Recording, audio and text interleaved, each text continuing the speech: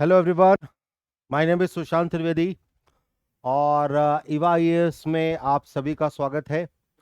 तो आज हम लोग यहाँ पर इवा आईएएस के बारे में थोड़ा सा डिस्कस करेंगे और साथ ही साथ यहाँ पर मैं आपको एथिक्स के सिलेबस और यूपीएससी में किस तरीके से एथिक्स को पूछा जा रहा है उसको डिस्कस करेंगे। इसके साथ ही साथ यहाँ पर हम लोग इस साल 2025 में जो यूपीएससी में एथिक्स के क्वेश्चन आए हुए हैं उसको भी डिस्कस करेंगे। तो सबसे पहले यहाँ पर हम लोग शुरू कर रहे हैं इवा आईएएस के बारे में, तो एक बार सभी लोग इस पर फोकस करें। सो इवा आईएएस जो है वो इंडिया का नंबर 1 जो है वो प्लेटफॉर्म है जो कि मेंस आंसर राइटिंग और मेंटरशिप प्रोग्राम के लिए एक समर्पित संस्थान है। ठीक है, तो यहाँ पर जो है वो मेंस की आंसर राइटिंग और साथ ही साथ जो मेंटरशिप प्रोग्राम है उसके लिए काफ़ी अच्छा इंस्टीट्यूट है। Trusted by toppers and subscribe by 1000 plus students, 1000 से ऊपर स्टूडेंट्स के द्वारा इसको सब्सक्राइब भी किया गया है और इंग्लिश और हिंदी मीडियम दोनों में ही अवेलेबल है। ठीक है, तो जो भी हिंदी मीडियम के स्टूडेंट्स हैं वो भी यहाँ पर आ सकते हैं और जो इंग्लिश मीडियम के स्टूडेंट्स हैं वो भी यहाँ पर आ सकते हैं। तो यहाँ पर ईवा आईएएस को क्यों चूज किया जाए? Affordable, accessible and high quality evaluation. तो यहाँ पर जो मेंस की आंसर राइटिंग है उसका जो इवेल्युएशन है वो काफ़ी अच्छा है और काफ़ी हाई क्वालिटी का है। दूसरी बात, जो इवेल्युएशन है वो ऐसे लोगों के द्वारा किया जा रहा है जो कि इंटरव्यू में जा चुके हैं या उस सब्जेक्ट के मास्टर हैं। ठीक है, एक्सपर्ट फीडबैक है, साथ ही साथ personal guidance and one on one mentorship भी है। ठीक है, अब यहाँ पर जो ये इनके कोर्सेज हैं वो देखें तो ये courses prelims as well as mains and integrated plan भी है। Mains daily answer writing, test series and mentorship का भी है। जनरल स्टडीज के सारे पेपर्स यहाँ पर कवर हैं 1 2 3 4। साथ ही साथ SA and ethics combo, SA optional, ये सारी चीज़ें हैं। और इसकी शुरुआत यदि हम देखें तो काफ़ी सस्ते में 25 रुपए प्रतिदिन के हिसाब से हो रही है। ठीक है, सो जनरल स्टडीज में जीएस के सारे पेपर हैं, इसके साथ साथ प्रीलिम्स और मेंस की जो मेंटरशिप है वो भी यहाँ पर जो है वो अवेलेबल है ना। तो अब यहाँ पर ये first floor Jaina market building commercial complex Mukherjee Nagar में है और इसके नीचे जो है वो ये सारे नंबर्स भी दिए हुए हैं और यहाँ पर आप जाकर अपना प्लान को चूज कर सकते हैं। ठीक है, सो अब हम लोग यहाँ पे आगे बढ़ते हैं और यहाँ पर डिस्कस करते हैं एथिक्स या नीति शास्त्र, है ना। और ये जीएस पेपर 4 का जो है वो एक भाग है। तो अब यहाँ पर इसका सिलेबस डिस्कस करते हैं और सिलेबस के पहले यहाँ पर ये डिस्कस करते हैं कि एथिक्स को यूपीएससी या स्टेट पीएससी में क्यों इंक्लूड किया गया, है ना। तो उसके पीछे यहाँ पर क्या रीजन थे, ऐसे क्या कारण थे जिसके कारण यहाँ पर ये चीजें आ रही हैं। ठीक है, तो एथिक्स का बेसिकली यहाँ पर ये चीजें आ रही थी क्योंकि जो सिविल सर्वेंट्स थे जब सेलेक्ट होके जा रहे थे और जहाँ पर भी उनको पोस्ट मिल रही थी वहाँ पर कुछ ऐसे अनएथिकल काम किए गए जिसके कारण यूपीएससी को इस तरीके से एक चीज़ महसूस हुई कि एथिक्स का पेपर जो है या एथिक्स के बारे में स्टूडेंट्स के पास नॉलेज होनी चाहिए। जैसे आप सभी लोगों ने देखा होगा कई तरीके के जो आईएएस पीसीएस जो है वो करप्शन में फंस जाते हैं, है ना। और ऐसे कई तरीके के चार्जेस उनके ऊपर लग जाते हैं। तो यूपीएससी मेंस परीक्षा में जो एथिक्स पेपर है वो जनरल स्टडीज 4 का एक पार्ट है और साथ ही साथ ये उन्माद की पर्सनालिटी के नैतिक और चारित्रिक पहलू, ठीक है, तो ethical and moral side of candidates personality and decision making capacities पर यहाँ पर फोकस करता है। बहुत सारे एस्पिरेंट्स ऐसे भी हुए जो कि सेलेक्ट तो हो गए लेकिन उनकी डिसीजन मेकिंग पावर जो है वो उतनी अच्छी नहीं थी जिसके कारण उन्हें भी लॉस हुआ और साथ ही साथ कंट्री को भी काफ़ी लॉस हुआ। इसके कारण यहाँ पर यूपीएससी ने इस चीज़ को महसूस किया कि एथिक्स का पेपर जो है या एथिक्स के बारे में जानकारी स्टूडेंट्स को देनी जरूरी है और स्टूडेंट्स की जो डिसीजन मेकिंग पावर है वो चीज़ें यहाँ पर आनी चाहिए। तो ये पेपर जो है ये बेसिकली कैंडिडेट की potential to behave in a certain way in different professional and public service situation. तो ये जो पेपर है ये बेसिकली कैंडिडेट का अलग अलग सर्कमस्टेंसेज में वो किस तरीके से व्यवहार करता है इस पर भी डिपेंड करता है। एग्जाम्पल के रूप में यदि हम देखें तो जैसे मान लीजिए नॉर्थ इंडिया का कोई कैंडिडेट है और उसको नॉर्थ ईस्ट में पोस्ट किया जाता है तो वो वहाँ के कल्चर के बारे में उसको ज़्यादा आइडिया नहीं है, वो यहाँ पर वो समझ नहीं पा रहा है कि हम किस तरीके से करें, तो उस कंडीशन में वो कैसे डिसीजन लेता है। ठीक है, कहने का मतलब ये है कि जो एक कंफर्ट जोन है, कंफर्ट जोन से बाहर आकर यदि कोई अप्लाई कर रहा है या कोई अपना काम कर रहा है, तो वो किस तरीके से काम कर पा रहा है ये इस पर डिपेंड करता है। ठीक है, कि उसकी डिसीजन मेकिंग पावर किस प्रकार की है, साथ ही साथ वो किस तरीके से बिहेव करता है, किस तरीके से एडमिनिस्ट्रेशन चलाता है। क्योंकि जो भी यूपीएससी में सेलेक्ट हो रहा है, खासतौर से जो भी डीएम या कमिश्नर या एसपी या और इस लेवल की पोस्ट पर आ रहा है, तो उसकी जो डिसीजन मेकिंग पावर है वो यहाँ पर काफ़ी अच्छी होनी चाहिए। ठीक है, क्योंकि यहाँ पर एक भी गलत डिसीजन जो है वो ना केवल आपकी इमेज खराब करेगा, बल्कि साथ ही साथ जो स्टेट गवर्नमेंट है उसकी भी इमेज खराब होती है। ठीक है, तो अलग अलग कंडीशंस में किस तरीके से डिसीजन लेना है, किस तरीके से आपको बिहेव करना है, जो क्रिटिकल कंडीशंस हैं वहां पर आपको किस तरीके से अपने आप को काम डाउन रखते हुए या कूल रखते हुए कैसे आपको उन चीज़ों को ख़त्म करना है, उस चीज़ पर यहाँ पर ये पेपर फोकस करता है। इसीलिए इस पेपर में जो है, इसके सिलेबस में हम लोग देखेंगे कि कुछ थ्योरेटिकल पहलू हैं जो कि चीज़ों से जुड़े हुए हैं।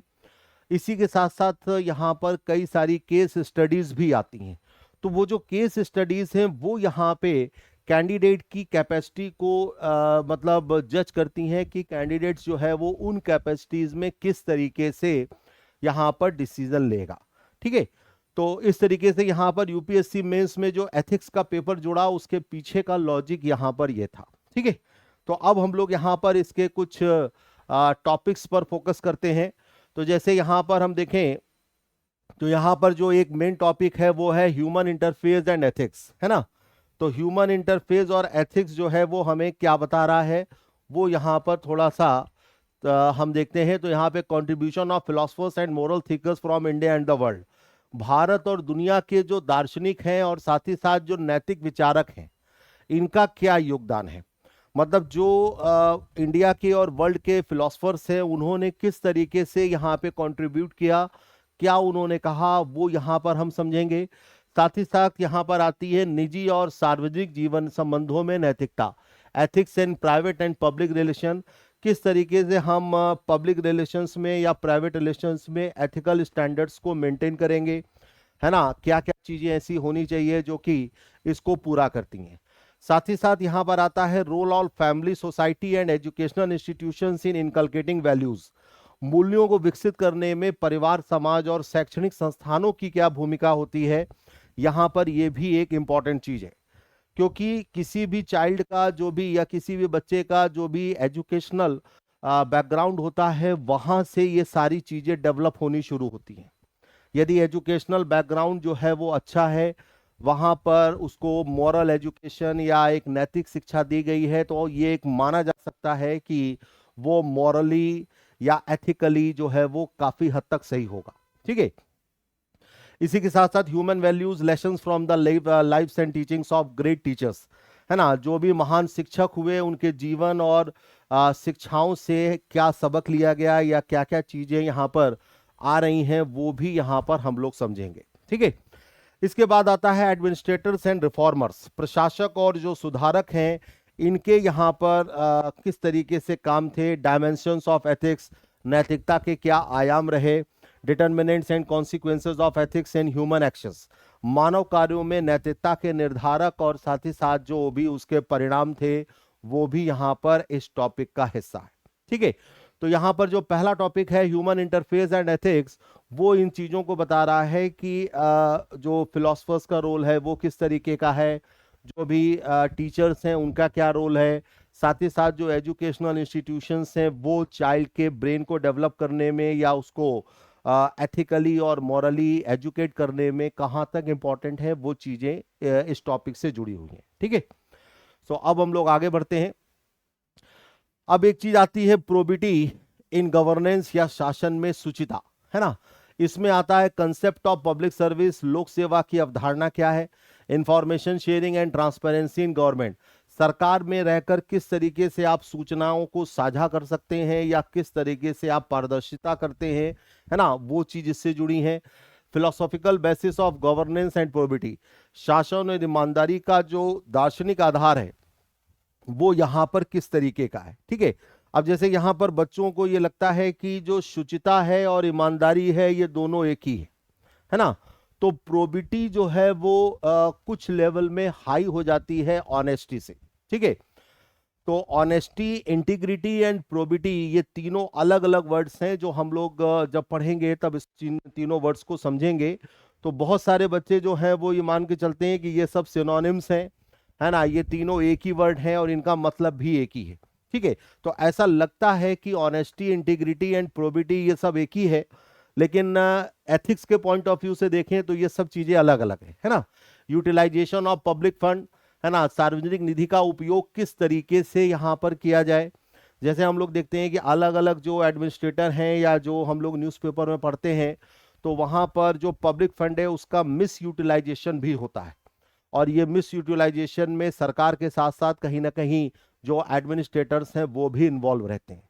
तो इन चीज़ों को यहाँ पर समझना जरूरी है कि किस तरीके से हमें सार्वजनिक निधि का उपयोग करना है। चैलेंजेस ऑफ करप्शन, भ्रष्टाचार की जो चुनौतियां हैं, क्योंकि हमारे यहाँ करप्शन जो है वो टॉप लेवल से लेकर ग्राउंड लेवल तक है। ठीक है, तो किस तरीके से हमें उनसे अपने आप को बचाते हुए गवर्नेंस को अच्छा करना है, या लोगों के अंदर इस तरीके की एक एथिकल वैल्यूज को क्रिएट करना है कि वो करप्शन से बचें, है ना। वर्क कल्चर, कार्य संस्कृति किस तरीके की है, या किस तरीके से लोगों के अंदर जो है ये वर्क कल्चर को डेवलप किया जाए कि नौकरी को यहाँ पर सिर्फ एक नौकरी ना समझा जाए बल्कि एक इस तरीके से माना जाए कि ये एक सेवा का माध्यम है ना, तो it is a medium of service. Right to information, सूचना का अधिकार, ये भी जरूरी है, लोगों को सूचनाएं देना जो है वो सरकार का काम है। साथ ही साथ जो है कोड्स ऑफ एथिक्स, आचार संहिताएं एंड सिटीजन चार्टर। तो ये अगला टॉपिक जो आता है प्रोबिटी इन गवर्नेंस की, शासन में किसी भी तरीके की जो मतलब ट्रांसपेरेंसी है वो खत्म ना हो, है ना, लोगों के अंदर जो है वो इस चीज का विश्वास हो कि शासन जो है वो हमारे सहयोग में है, शासन हमारे लिए काम कर रहा है, और इस तरीके से ये चीजें यहाँ पर इंपॉर्टेंट हो जाती हैं, है ना। तो अब यहाँ पर हम लोग आगे बढ़ते हैं। अगला आता है civil oblique public service values and ethics and public administration. ठीक है, लोक प्रशासन में सिविल या सार्वजनिक सेवा मूल्य और नैतिकता क्या है। तो इसके जो सब टॉपिक्स हैं वो यहाँ पे आते हैं, ethical dilemmas and concerns in government and private institutions, सरकारी और निजी संस्थानों में नैतिक दुविधाएं और चिंताएं क्या है। ठीक है, तो जब भी यहाँ पर किसी ऑर्गेनाइजेशन में कोई व्यक्ति काम करता है तो वो उस ऑर्गेनाइजेशन में जाकर कुछ प्रॉब्लम्स को या कुछ ऐसे चैलेंजेस को फेस करता है जो वो कह नहीं पाता है। ठीक है, तो ऐसी चीज़ों को हमें यहाँ पर समझना है कि एम्प्लॉय जो है वो इस तरीके से काम करे ताकि ऑर्गेनाइजेशन को भी उससे फायदा हो और वो भी एकदम हेल्दी रहे, है ना। दूसरी चीज आती है प्रॉब्लम एंड स्टेटस, समस्याएं और स्थितियां क्या हैं।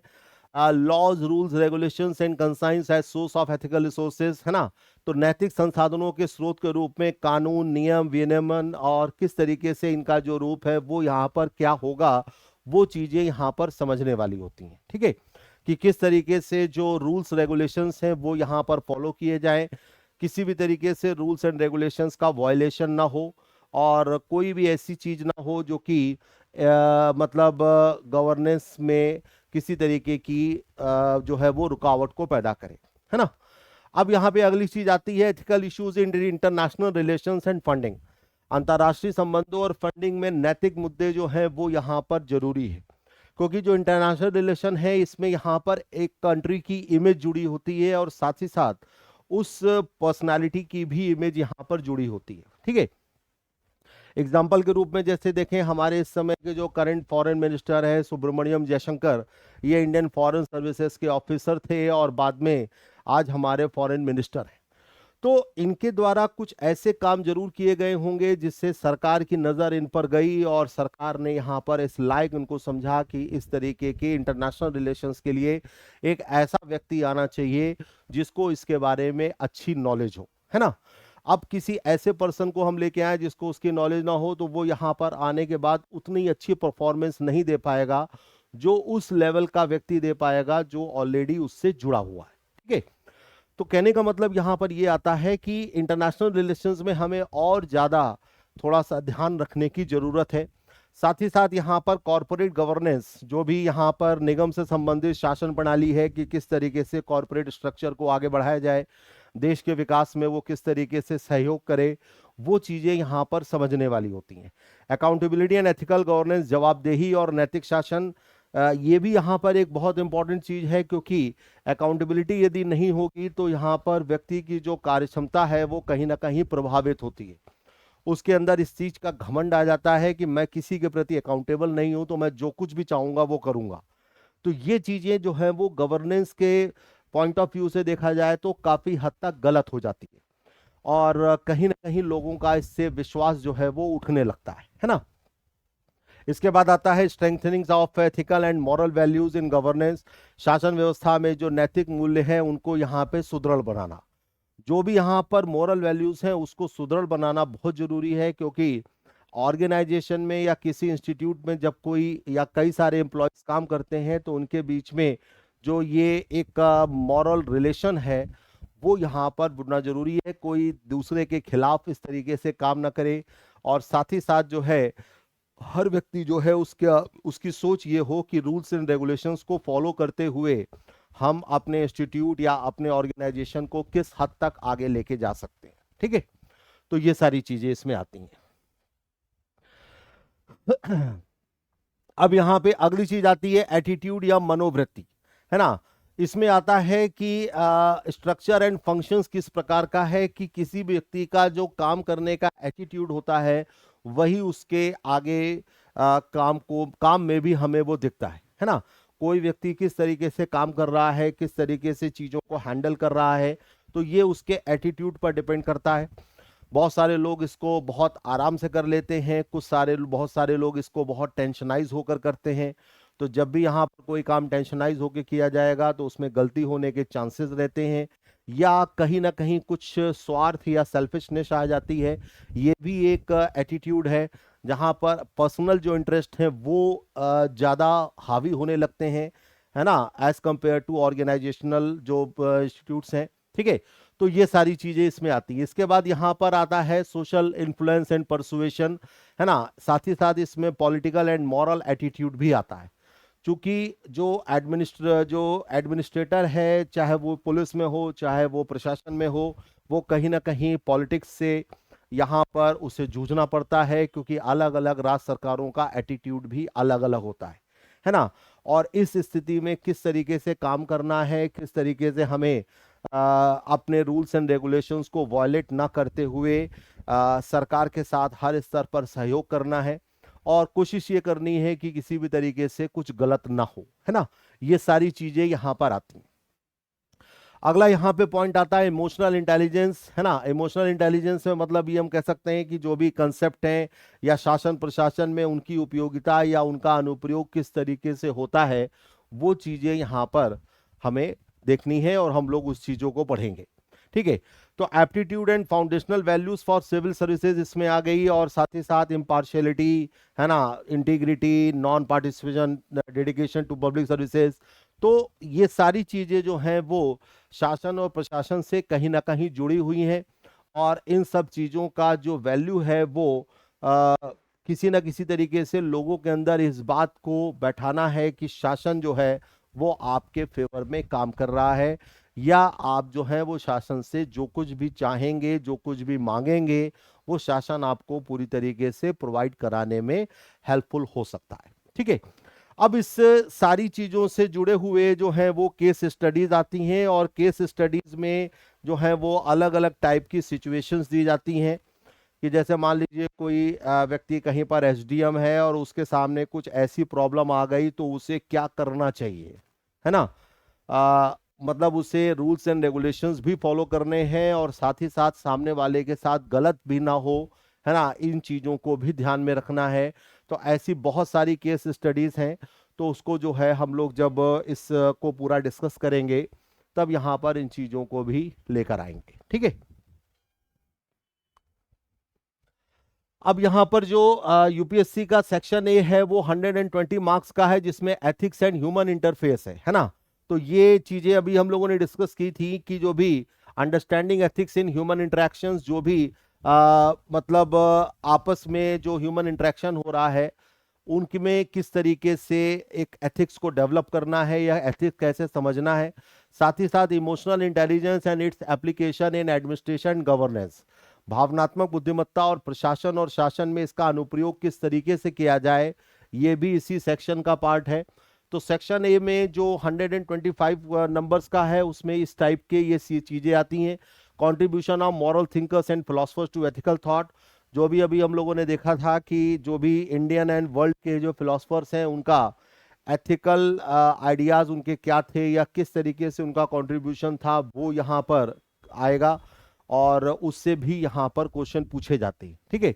Dimensions of ethics and values in public administration, लोक प्रशासन में नैतिकता और मूल्यों के क्या आयाम है वो देखेंगे। और इसके साथ साथ इंटरनेशनल रिलेशंस और जो भी एथिकल इश्यूज है उसकी किस तरीके से फंडिंग में यहाँ पर उसे देखना है वो भी हम लोग इस तरीके से समझेंगे। तो सेक्शन ए में यहाँ पर ये सारी चीजें आएंगी। सेक्शन बी जो है वो यहाँ पर बेसिकली इससे केस स्टडीज से भी जुड़ा हुआ है और attitude, content, structure, function, its influence and relation with thought and behaviour, moral and political attitudes, social influence and persuasion, personal and professional ethics, emotional intelligence and its components। ठीक है। तो section A और section B में जो भी topics हैं उससे related questions पूछे जाते हैं और उसके साथ साथ कुछ केस स्टडीज भी हैं। ठीक है। तो ये पूरा पेपर जो है वो 250 मार्क्स का है और ये एक बहुत अच्छा स्कोरिंग सब्जेक्ट है और इसको यदि हम कायदे से पढ़ेंगे तो इसमें हम बहुत अच्छे नंबर ला सकते हैं। ठीक है। तो यहाँ पर ये चीजें आ रही थी। अब यहाँ पे केस स्टडीज जो है उसको डिस्कस करते हैं कि केस स्टडीज जो है वो किस प्रकार से आती हैं। सो केस स्टडीज में देखें, in addition to the direct concept related question the paper includes case studies that test the candidate's application of ethical principles and values to real life situation. तो जो भी कैंडिडेट है उसके सामने एक condition या इस तरीके की एक सिचुएशन को रखा जाता है कि उस सिचुएशन में वो किस तरीके से डिसीजन लेगा और वो जो डिसीजन होगा उसी के हिसाब से उसकी एक असेसमेंट की जाती है कि वो डिसीजन कहाँ तक सही है ना। पर्सनल इंटरेस्ट तो इन्वॉल्व नहीं है, किसी तरीके की कोई सेल्फिशनेस तो नहीं है, कोई करप्शन तो नहीं है, ये सारी चीजें जो हैं वो यहाँ पर आती हैं और उसके बाद जो उसका आंसर जो है जो लिखते हैं तो इन सब चीजों को ध्यान में रखना पड़ता है। ठीक है। तो this case study involve decision making in complex and practical scenarios where the candidate is required to demonstrate their ethical judgment, integrity and aptitude for problem solving। मतलब उसका एक एटीट्यूड इस तरीके से हो कि हमें प्रॉब्लम को किस तरीके से सॉल्व करना है ना। और वो सॉल्व मतलब जो सॉल्विंग प्रोसेस है वो इस तरीके से होना चाहिए कि सामने वाले को यहाँ पर ये ना लगे कि इनका कोई पर्सनल इंटरेस्ट है या ये बायस्ड हैं किसी कम्युनिटी, किसी रिलीजन, किसी सोसाइटी के प्रति, या ऐसा तो नहीं है कि कोई एक सोसाइटी इनके ऊपर हावी होने की कोशिश कर रही है या इनके ऊपर किसी तरीके का प्रेशर बन रहा है। तो ये सारी चीजें जो है वो इन केस स्टडीज में डिस्कस होती हैं। ठीक है। तो इस तरीके की केस स्टडीज जो है वो काफी सारी हैं, उसको यहाँ पे हम लोग देखेंगे। और यूपीएससी का जो ये पेपर है 250 मार्क्स का and it's mandatory for all candidates to attempt all the questions. The paper aims to evaluate not only the candidate's theoretical knowledge of ethics but also their ability to apply ethical considerations in practical scenarios। ठीक है। तो ये paper जो है वो जो भी UPSC के प्रीलिम्स क्वालिफाई करने के बाद जब मेंस में जाते हैं तो सबके लिए कंपलसरी है, कोई इस पेपर को छोड़ नहीं सकता। 250 नंबर का पेपर होता है और इस तरीके से यहाँ पर इन पेपर के माध्यम से जो कैंडिडेट का जो थ्योरेटिकल नॉलेज है वो तो जज किया ही जाता है, साथ ही साथ जो उसकी प्रैक्टिकल नॉलेज है वो केस स्टडीज के हिसाब से जज की जाती है कि किस तरीके से उसका एटीट्यूड है प्रॉब्लम को सॉल्व करने का, किस तरीके का उसका एटीट्यूड रहता है उस सिचुएशन में जब वो आता है तो कैसे वो वहां से बाहर आएगा और उसका जो रूल्स एंड रेगुलेशंस को फॉलो करते हुए जो प्रोबिटी है जिसको हम सुचिता कहते हैं वो कैसे मेंटेन रखता है। ठीक है। गवर्नेंस में किस तरीके से वो चीजों को हैंडल करता है, वो सारी चीजें जो हैं वो इसमें आएंगी। ठीक है। चलिए, अब यहाँ पर यूपीएससी 2025 में कुछ क्वेश्चंस आए थे, हम लोग उन क्वेश्चंस पर फोकस करेंगे और उसकी एक फॉर्मेटिंग मैं आपको यहाँ पर बताऊंगा कि उन क्वेश्चंस में क्या क्या चीज़ों को हमें करना है। और यहाँ पर हम लोग कुल 3 क्वेश्चंस को लेंगे जो कि 150 वर्ड्स के हैं और उस वो 10 मार्क्स के हैं। ठीक है, तो 150 वर्ड्स वाले जो क्वेश्चंस हैं वो 10 मार्क्स के, और बाकी जो हैं वो हम कह सकते हैं कि जो केस स्टडीज हैं वो थोड़ा सा और ज़्यादा होती हैं। ठीक है, तो यहां पर एक क्वेश्चन पूछा गया है कि in the present digital age social media has revolutionized our way of communication and interaction, however it has raised several ethical issues and challenges, describe the key ethical dilemmas in this regard. तो question यहां पर यह पूछा गया है कि आज के डिजिटल युग में सोशल मीडिया ने हमारी बातचीत और इंटरेक्शन के तरीके में क्रांति लेकर लाई है, हालांकि इसने कई नैतिक मुद्दे और चुनौतियों को खड़ा किया है। इस संबंध में जो मुख्य नैतिक दुविधाएं हैं उसका वर्णन करें। ठीक है, तो किसी भी क्वेश्चन को लिखने में बेसिकली 3 चीजों का जो है वो इन्वॉल्वमेंट रहता है, और वो 3 चीजें क्या हैं उसको यहां पर हम लोग समझेंगे, है ना। तो सबसे पहली चीज यहां पर आती है इंट्रोडक्शन, है ना। सबसे पहली चीज यहां पर आती है इंट्रोडक्शन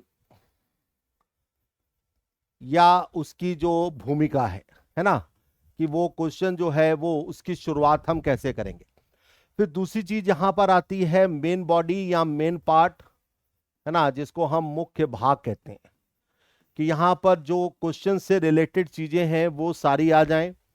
और तीसरी बात यहां पर आती है कंक्लूजन या निष्कर्ष।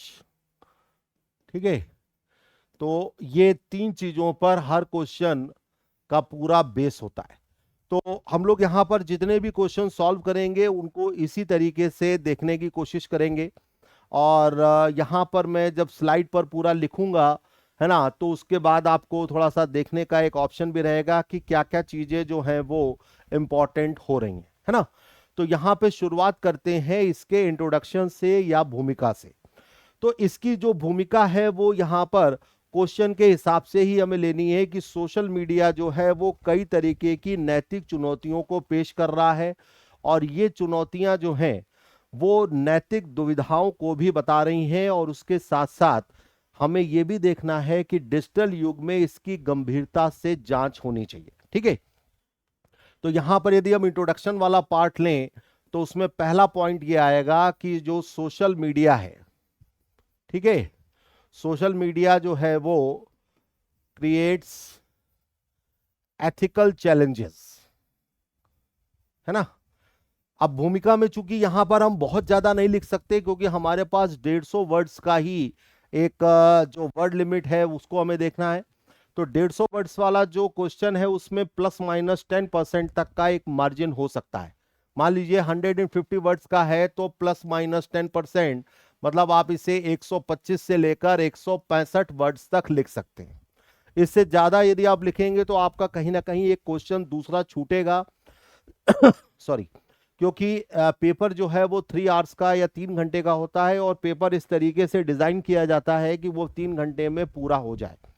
तो किसी भी क्वेश्चन में यदि हम जरूरत से ज्यादा लिखेंगे तो कहीं ना कहीं हमारा जो दूसरा क्वेश्चन है वो भी छूटेगा, और वो नंबर हमारे पूरे के पूरे मिस हो जाएंगे। ठीक है, तो सोशल मीडिया बेसिकली संचार का एक शक्तिशाली माध्यम है ना। तो पहली चीज यहां पर आ रही है कि social media creates ethical challenges. इसके पहले यहां पर हम कह सकते हैं कि जो सोशल मीडिया जो है वो संचार का एक शक्तिशाली माध्यम है। ठीक है,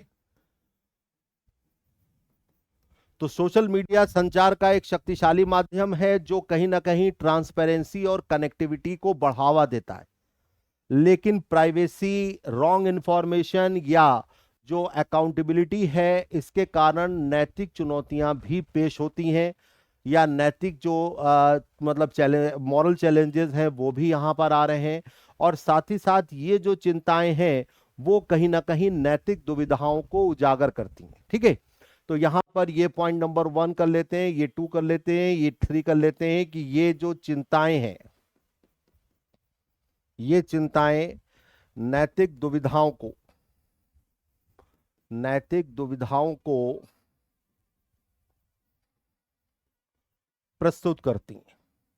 ठीक है,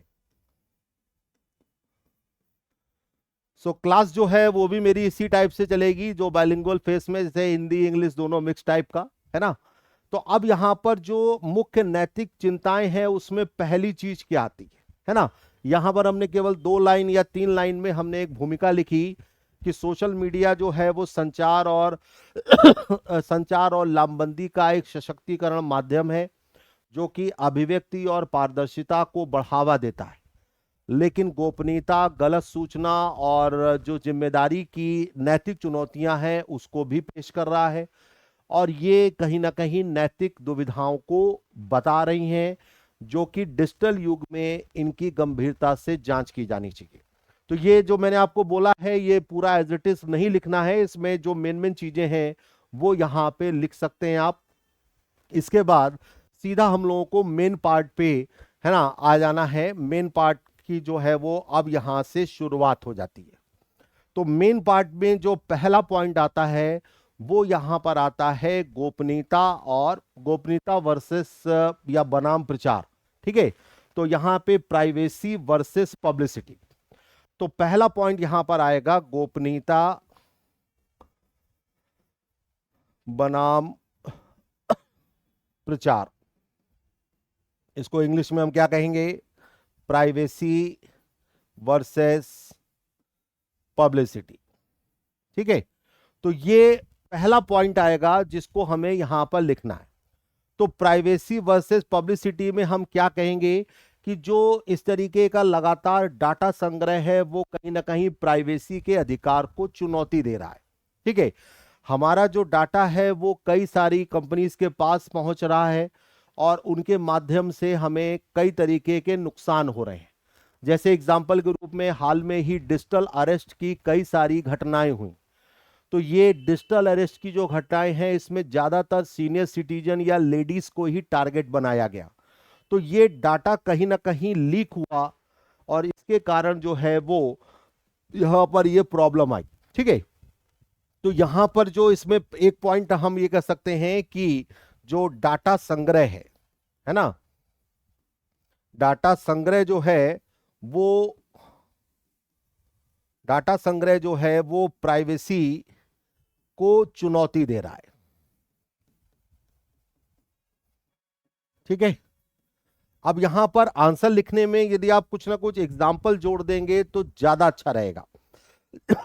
जैसे एक केस हुआ था 2017 में जस्टिस के S Puttaswamy versus union of India. ठीक है, तो यहां पर आप उदाहरण के रूप में के एस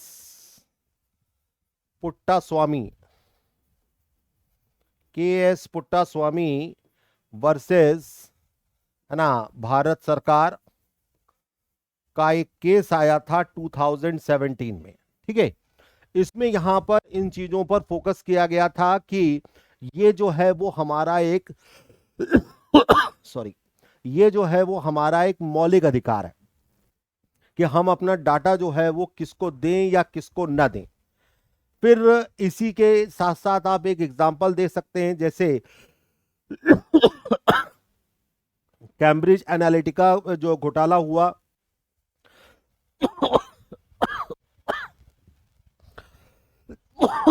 सॉरी, एक मिनट जरा।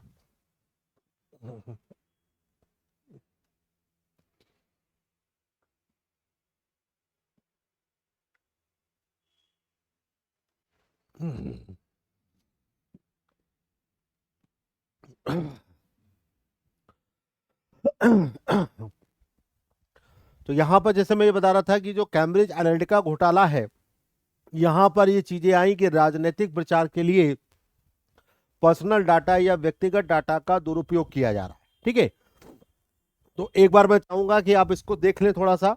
इसमें उदाहरण के रूप में एक आप वो लिख सकते हैं, कैम्ब्रिज एनालिटिका घोटाला।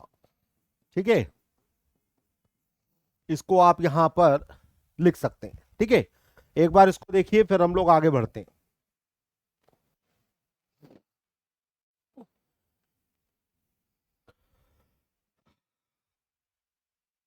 ठीक है। सो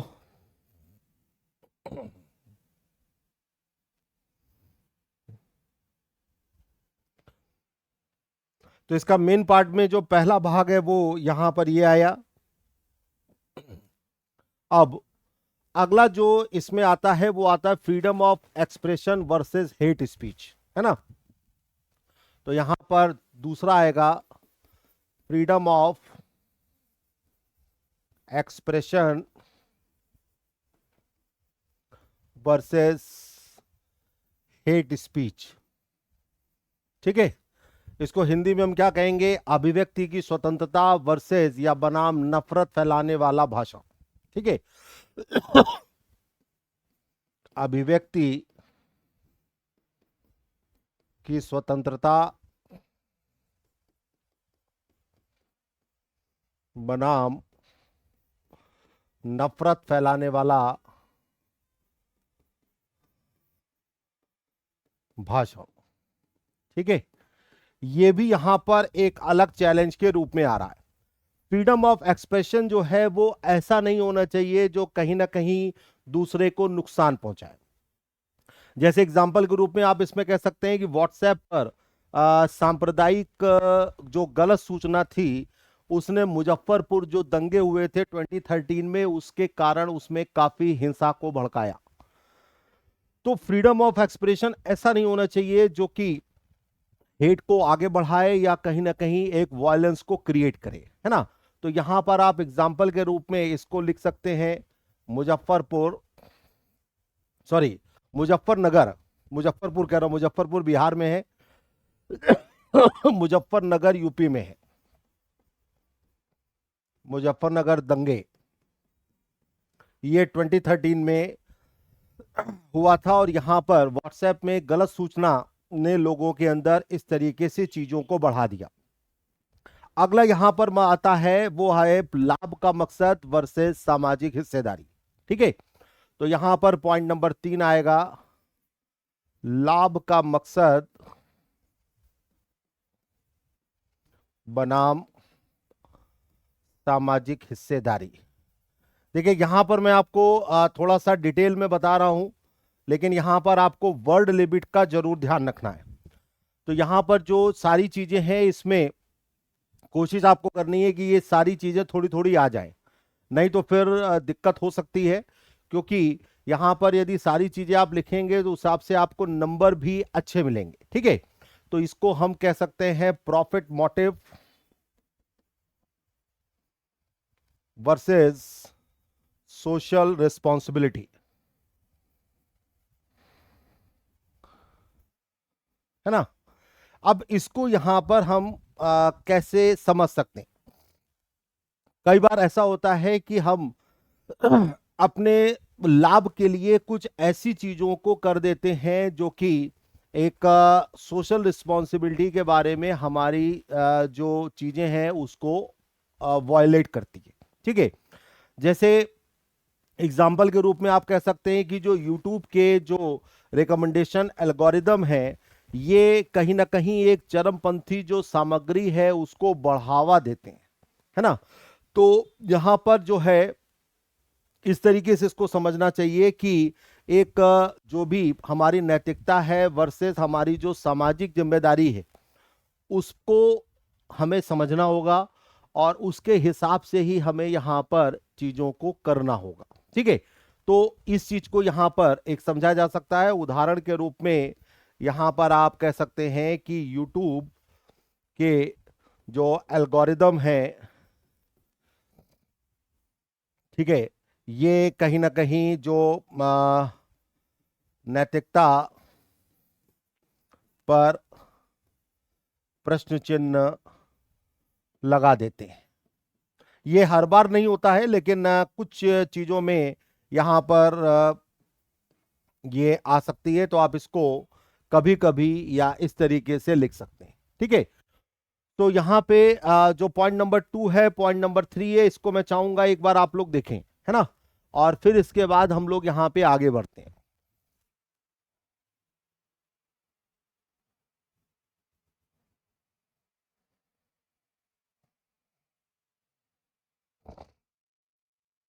ठीक है। सो अब यहां पे अगले पॉइंट्स पर डिस्कस करते हैं।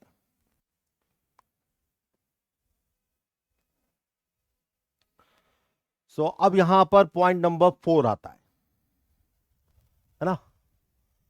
पॉइंट नंबर 4 जो है, ये देखिए अभी हम लोग मेन पार्ट पे ही चल रहे हैं, और जो भी चीजें आएंगी वो उसको मेन पार्ट से ही अभी हम करेंगे, अभी कंक्लूजन पे मत आइएगा। अगली चीज आती है समानता बनाम डिजिटल विभाजन। ठीक है, तो यहां पर अगला पॉइंट आएगा इक्वलिटी वर्सेस सोशल डिवीजन। ठीक है, इसको आप कह सकते हैं हिंदी में समानता बनाम डिजिटल विभाजन। ठीक है, अब जैसे यहां पर इसको हम इस तरीके से समझ सकते हैं कि हमारे यहां जो ग्रामीण परिवार हैं उनमें 43% या अराउंड 40% के आसपास ही इंटरनेट की सुविधा है। तो 100% जो है वो इंटरनेट सुविधा नहीं है, तो ये कहीं ना कहीं भारत की जो भागीदारी है इंटरनेट में उसको कहीं ना कहीं सीमित कर रहा है। सोशल मीडिया यहां पर जो सूचना है उसका लोकतंत्रीकरण करता है, या सोशल मीडिया जो है वो कहीं ना कहीं इसे डेमोक्रेटिक रूप दे रहा है, और इंटरनेट जो है वो सभी के पास है नहीं। तो ये जो असमान पहुंच है यही बहिष्कार को गहरा करती है। ठीक है, तो यहां पर आप कह सकते हैं कि जो सोशल मीडिया है ये असमान पहुंच को गहरा कर रही है। ठीक है, गहरा करती है। अब इसका यदि आप एग्जाम्पल देना चाहें तो एग्जाम्पल एक जरूर दे दीजिएगा। एग्जाम्पल के रूप में, उदाहरण के रूप में हम ये कह सकते हैं कि 43% जो भारतीय ग्रामीण परिवार हैं, भारतीय ग्रामीण परिवार हैं, 43% ग्रामीण परिवारों के पास इंटरनेट की सुविधा है। ठीक है, तो इसका मतलब यह हुआ कि 57% जो रूरल पॉपुलेशन है उसके पास इंटरनेट है ही नहीं। तो जब इंटरनेट है ही नहीं तो वो यहां पर सोशल मीडिया से जुड़ ही नहीं पाएगा। फिर यहां पे अगली चीज आती है प्रायोरिटी, सॉरी, प्रामाणिकता बनाम हेरफेर, ऑथेंटिसिटी वर्सेस मैनिपुलेशन। ठीक है, तो पॉइंट नंबर 5 आएगा प्रामाणिकता बनाम हेरफेर। ठीक है, ऑथेंटिसिटी वर्सेस मैनिपुलेशन। ठीक है, तो ऑथेंटिसिटी वर्सेस मैनिपुलेशन जो है वो क्या करती हैं कि फर्जी खबरें और ये जो डीप फेक है ये कहीं ना कहीं सच्चाई को चुनौती देती है, और इससे संस्थानों में विश्वास जो है वो कम हो जाता है। ठीक है, तो इसमें जैसे आप लिख सकते हैं कि फर्जी खबरें और डीप फेक का चुनौती देना और संस्थानों पर विश्वास कम हो जाना, संस्थानों पर विश्वास कम हो जाना।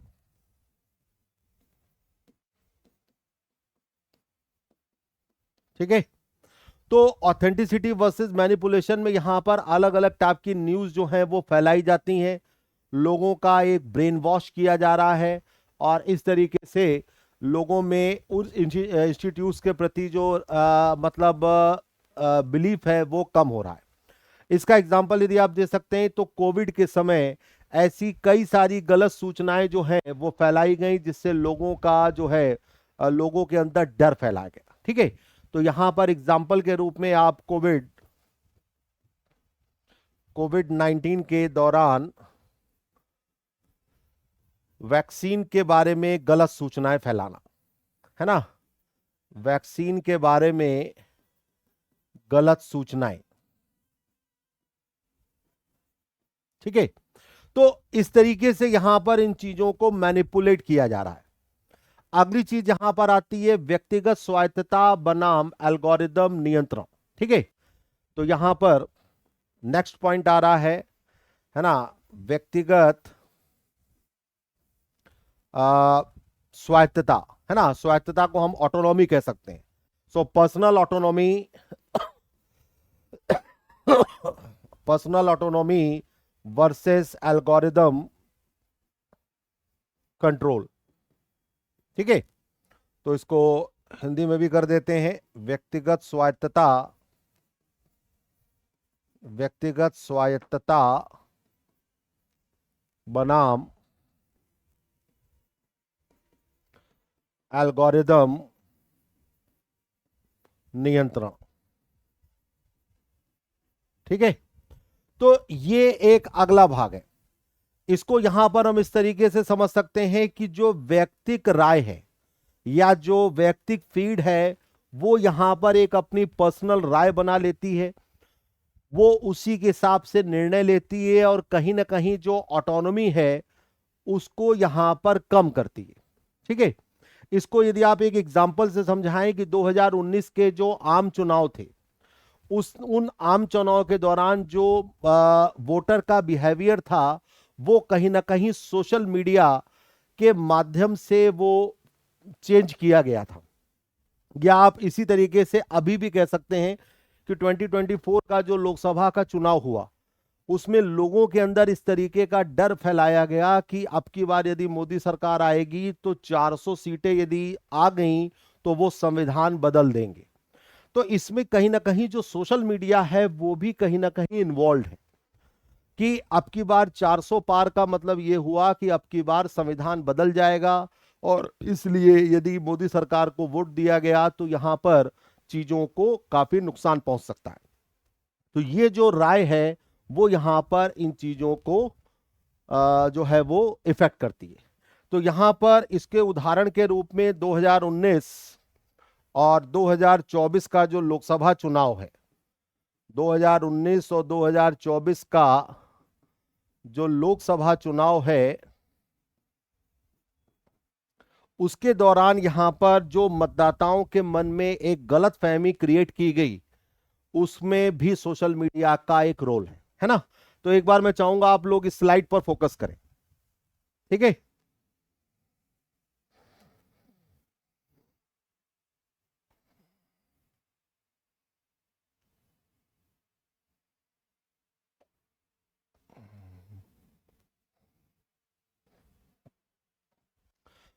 अब यहां पर हम लोग अपने आखिरी पॉइंट्स पर आ रहे हैं और उसके बाद फिर यहां पर इसका जो कंक्लूजन है उस पर फोकस करेंगे। ठीक है। तो अब यहां पे जो आखिरी पॉइंट है, पॉइंट नंबर 7, वो क्या आएगा? जवाबदेही, जवाबदेही बनाम गुमनामी। ठीक है। जवाबदेही बनाम गुमनामी का मतलब हुआ अकाउंटेबिलिटी वर्सेस एनोनिमिटी, है ना। इसको आप इंग्लिश में यदि इस तरीके से समझें, अकाउंटेबिलिटी वर्सेस एनोनिमिटी। तो अब इसको ये भी सोशल मीडिया का एक चैलेंज ही है। अब ये गुमनामी जो है, जिसको हम एनोनिमिटी कहते हैं, ये विसल ब्लोअर की रक्षा करती है, वहीं पे ये साइबर बुलिंग और ट्रोलिंग को बढ़ावा देती है। जबकि अकाउंटेबिलिटी जो है वो कहीं ना कहीं व्यक्ति या किसी ना किसी संस्थान से जुड़ी हुई है। ठीक है। तो कहने का मतलब यह है कि ये जो ट्रोलिंग है ये भी एक पार्ट है, और अकाउंटेबिलिटी जो है वो भी यहां पर एक पार्ट है। ठीक है। तो यहां पर आप यदि इसको ऐसे लिखेंगे कि गुमनामी, विसल ब्लोअर, विसल ब्लोअर की रक्षा करती है, वहीं साइबर बुलिंग और ट्रोलिंग को बढ़ावा देती है।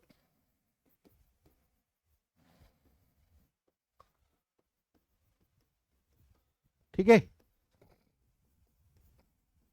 और वहीं पे जो अकाउंटेबिलिटी है वो किसी न किसी इंडिविजुअल पर्सन या इंडिविजुअल इंस्टीट्यूट से जुड़ी है ना। इसमें स्टेट गवर्नमेंट, सेंट्रल गवर्नमेंट भी आ जाते हैं। तो इतना आपने जो लिख दिया है ना, इसमें थोड़ा थोड़ा पार्ट ही सबका लिखेंगे, क्योंकि नहीं तो क्वेश्चन फिर काफी बड़ा हो जाएगा। फिर इसके बाद आपको यहां पे इसका कंक्लूजन भी लिखना है। तो कंक्लूजन में आप ये लिख सकते हैं कि सोशल मीडिया में जो अपॉर्चुनिटीज और सुविधाएं हैं, या इसको हम कहते हैं कि अवसर और सुविधाएं यहां पर दोनों हैं, लेकिन ये बेसिकली इस पर डिपेंड करता है कि इसका रेगुलेशन कैसे किया जाता है। ठीक है।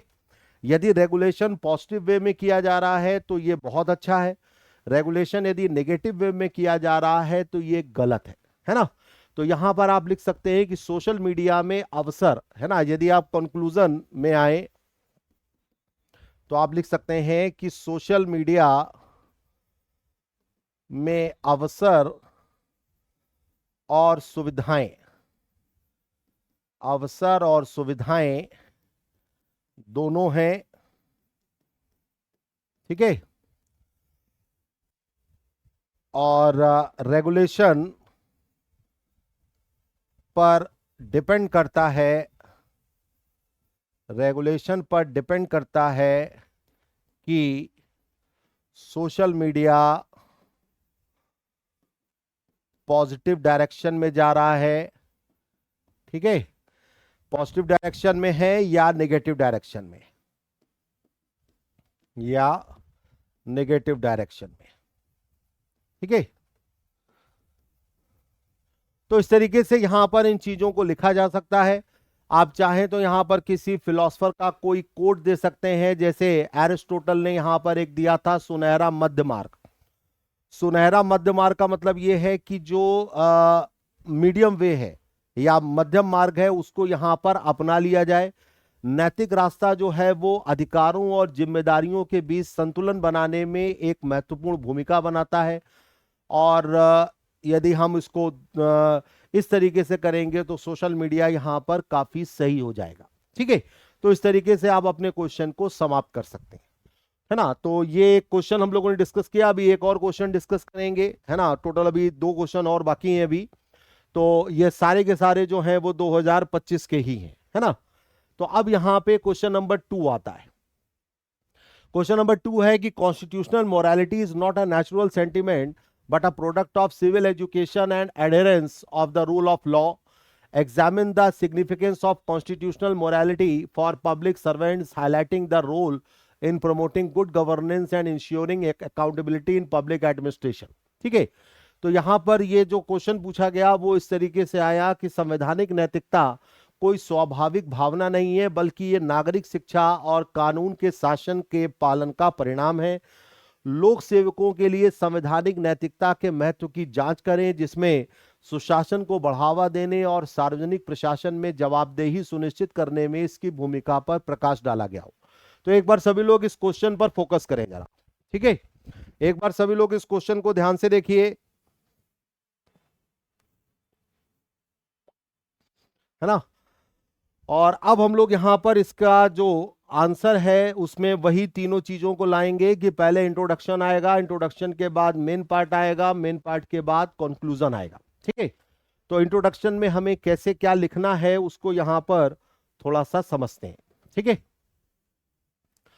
तो यहां पे इंट्रोडक्शन या भूमिका में, इसी को भूमिका भी कहा जाता है, इसी को परिचय भी कहा जाता है। ठीक है। तो यहां पर जो क्वेश्चन है वो हमें यहां पर किस तरीके से शुरुआत करनी है वो यहां पर समझना है। तो इसकी शुरुआत ऐसे कर सकते हैं कि लोकतंत्र में जो है केवल संविधान ही अपनी भूमिका नहीं निभाता है, बल्कि उसके पीछे की जो नैतिक भावना है, जैसे न्याय, समानता और स्वतंत्रता, ये भी यहां पर अपनी भूमिका निभाती है। ठीक है। तो केवल संविधान ही यहां पर अपनी भूमिका नहीं निभा रहा है, बल्कि उसके पीछे की जो नैतिक भावना है, ठीक है, इक्वालिटी, फ्रैटर्निटी एंड जस्टिस, इन सभी चीजों की भी यहां पर भूमिका है। और सरकारी कर्मचारियों के लिए इस चीज को ध्यान रखना जरूरी है उनके बारे में ये कहा जाता है कि वो भारतीय शासन के स्टील फ्रेम है। ठीक है, भारतीय शासन के स्टील फ्रेम का मतलब जो है कि वो भारतीय शासन के एक बहुत बड़े स्तंभ है और उनके अंदर यहां पर ये एक भावना होनी चाहिए। ठीक है, तो यहां पर जो इंट्रोडक्शन है उसमें आप ये लिख सकते हैं कि लोकतंत्र में संविधान की ही भूमिका नहीं बल्कि उसकी नैतिक जो भावना है, ठीक है, नैतिक भावना जो है वो क्या है? स्वतंत्रता, समानता और न्याय। ठीक है, न्याय की भी यहां पर भूमिका है। ठीक है, और दूसरी चीज यहां पर लिखेंगे कि सरकारी कर्मचारी जो है वो एक स्टील फ्रेम की तरीके से है और संवैधानिक नैतिकता जो है वो एक कंपास की तरीके से उनके ऊपर रहती है, जो उनसे ये अनुमान लगा, उनसे एक उम्मीद करती है कि वो किसी पूर्वाग्रह या एक राजनीतिक दबाव के माध्यम में या राजनीतिक दबाव के उसमें नहीं आएंगे। ठीक है, तो यहां पर सरकारी कर्मचारियों के बारे में इतना यहां पर ये चीजों को लिखा जा सकता है। अब सीधा हम लोग यहां पर मेन पार्ट पे आते हैं कि संवैधानिक नैतिकता का महत्व क्या है। ठीक है, तो यहां पर जो मेन पार्ट है, मेन पार्ट में यहां पर हम कह सकते हैं कि इंपॉर्टेंस ऑफ कॉन्स्टिट्यूशनल मोरालिटी। ठीक है, तो जो मेन पार्ट में संवैधानिक नैतिकता का महत्व क्या है, तो इसमें जो पहला पॉइंट आएगा वो ये कि कानून के शासन को कानून के द्वारा शासन से ऊपर रखना। ठीक है, तो पहला पॉइंट यहां पर आएगा कि कानून के शासन को कानून के द्वारा शासन से ऊपर रखना।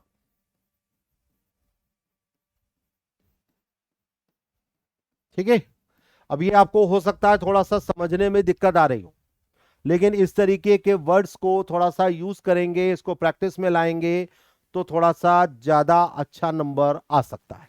ठीक है, तो इसकी यहां पर कैसे करेंगे कि जो कानून का शासन है उसको कानून के द्वारा शासन से ऊपर कैसे रखा जाए। इसका मतलब यह है कि कानूनों को निष्पक्षता और बिना किसी मतलब पूर्वाग्रह के न्याय के साथ लागू किया जाए, जो कि तकनीकी या यांत्रिकी दोनों अर्थ में ना आता हो। ठीक है, कहने का मतलब यह है कि जो भी कानून है उनको एकदम ट्रांसपेरेंसी से लागू किया जाए और उसके पीछे किसी न किसी या पूर्वाग्रह या कोई राजनीतिक दबाव नहीं होना चाहिए। ठीक है, उदाहरण के रूप में जैसे हम देखें तो चुनाव के दौरान जो है वो कुछ अधिकारी सत्ता पक्ष के जो अधिकारी हैं या जो सत्ता पक्ष के लोग हैं उनको यहां पर मानते हैं या उनके जो भी ऑर्डर्स हैं उनको मानते हैं। तो चुनाव के दौरान जो है जो अधिकारी हैं उनको इन आदेशों को नहीं मानना है। ठीक है, तो इसमें यहां पर एक आप उदाहरण दे सकते हैं। ठीक है, उदाहरण दे सकते हैं कि चुनाव के दौरान जो सरकारी कर्मचारी हैं, सरकारी कर्मचारियों को किसी भी दबाव में नहीं आना है, किसी भी दबाव में नहीं आना है। ठीक है, तो शुरुआत आपने यहां पर की कि कानून का जो शासन है उसको कानून के द्वारा शासन से कैसे ऊपर रखा जाए। तो इसमें पहला पॉइंट ये आ जाएगा कि जो कानून है उनको निष्पक्षता और न्याय के साथ लागू किया जाए। फिर यहां पर आप एक उदाहरण दे देंगे कि जो भी मतलब गैर कानूनी आदेश हैं उनको मानना नहीं है। ठीक है, फिर यहां पर जो दूसरा पॉइंट आता है कि जो विवेकाधिकार है उसको संवैधानिक मूल्यों के साथ संतुलित करना। ठीक है, पॉइंट नंबर 2 यहां पर आता है कि विवेकाधिकार को संवैधानिक मूल्यों के साथ, संवैधानिक मूल्यों के साथ संतुलित करना। ठीक है। अब देखिए यहां पर इसका मतलब यह है कि जो भी आपके को विशेषाधिकार मिले हैं या जो भी आपका विवेक कह रहा है, उसमें साथ ही साथ इस बात का भी ध्यान रखना है कि जो संवैधानिक दायित्व है वो यहां पर सुनिश्चित हो। जैसे ब्यूरोक्रेट्स या नौकरशाही के पास कई सारी विवेकाधीन शक्तियां होती हैं, जिसको हम डिस्क्रिशनरी पावर्स कहते हैं। ठीक है, विवेकाधीन अधिकार का मतलब डिस्क्रिशनरी पावर है। तो जो ब्यूरोक्रेट्स हैं उनके पास कई सारी डिस्क्रिशनरी पावर्स हैं, लेकिन संवैधानिक जो नैतिकता है वो ये सुनिश्चित होनी चाहिए कि वो इनका उपयोग निष्पक्ष रूप से करेंगे, किसी के प्रति पूर्वाग्रह से प्रेरित होकर नहीं करेंगे। जैसे यहां पर आप एक उदाहरण दे सकते हैं कि कोई एक जिला कलेक्टर है, उसका यहां पर किसी धर्म विशेष के लोगों को राहत सामग्री यदि वो बांट रहा है तो वो गलत कर रहा है। ठीक है, वो यदि एक हम ये कह सकते हैं कि जो जरूरत है उसके आधार पर यदि राहत सामग्री को बांटा जाए तो ये उसके नैतिक विवेक को दर्शाता है ना। ये उसके नैतिक विवेक को दर्शाएगा, ये उसकी विवेकाधीन शक्तियां हैं और इसका प्रयोग वो जरूरत के समय कर सकता है। लेकिन यदि वो किसी धर्म विशेष, जाति विशेष, समुदाय विशेष के लिए कर रहा है तो वो गलत काम कर रहा है। ठीक है, तो यहां पर एक उदाहरण के रूप में आप कह सकते हैं कि जिला कलेक्टर के द्वारा राहत सामग्री को जरूरतमंद लोगों में बांटना, जरूरतमंद लोगों में बांटना। ठीक है, और इसमें आप ये कह सकते हैं कि बिना किसी भेदभाव के। तो इसकी एक बात जरा मैं चाहूंगा, एक बार सभी लोग स्लाइड पर फोकस करें, है ना।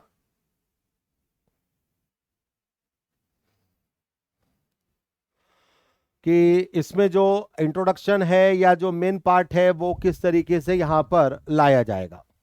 अब यहां पर आगे बढ़ते हैं।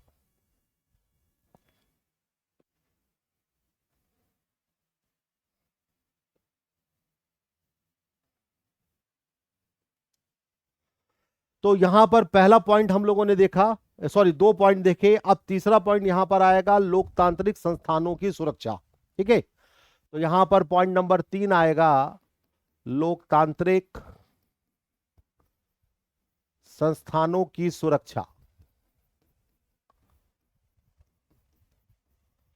ठीक है, मतलब protection of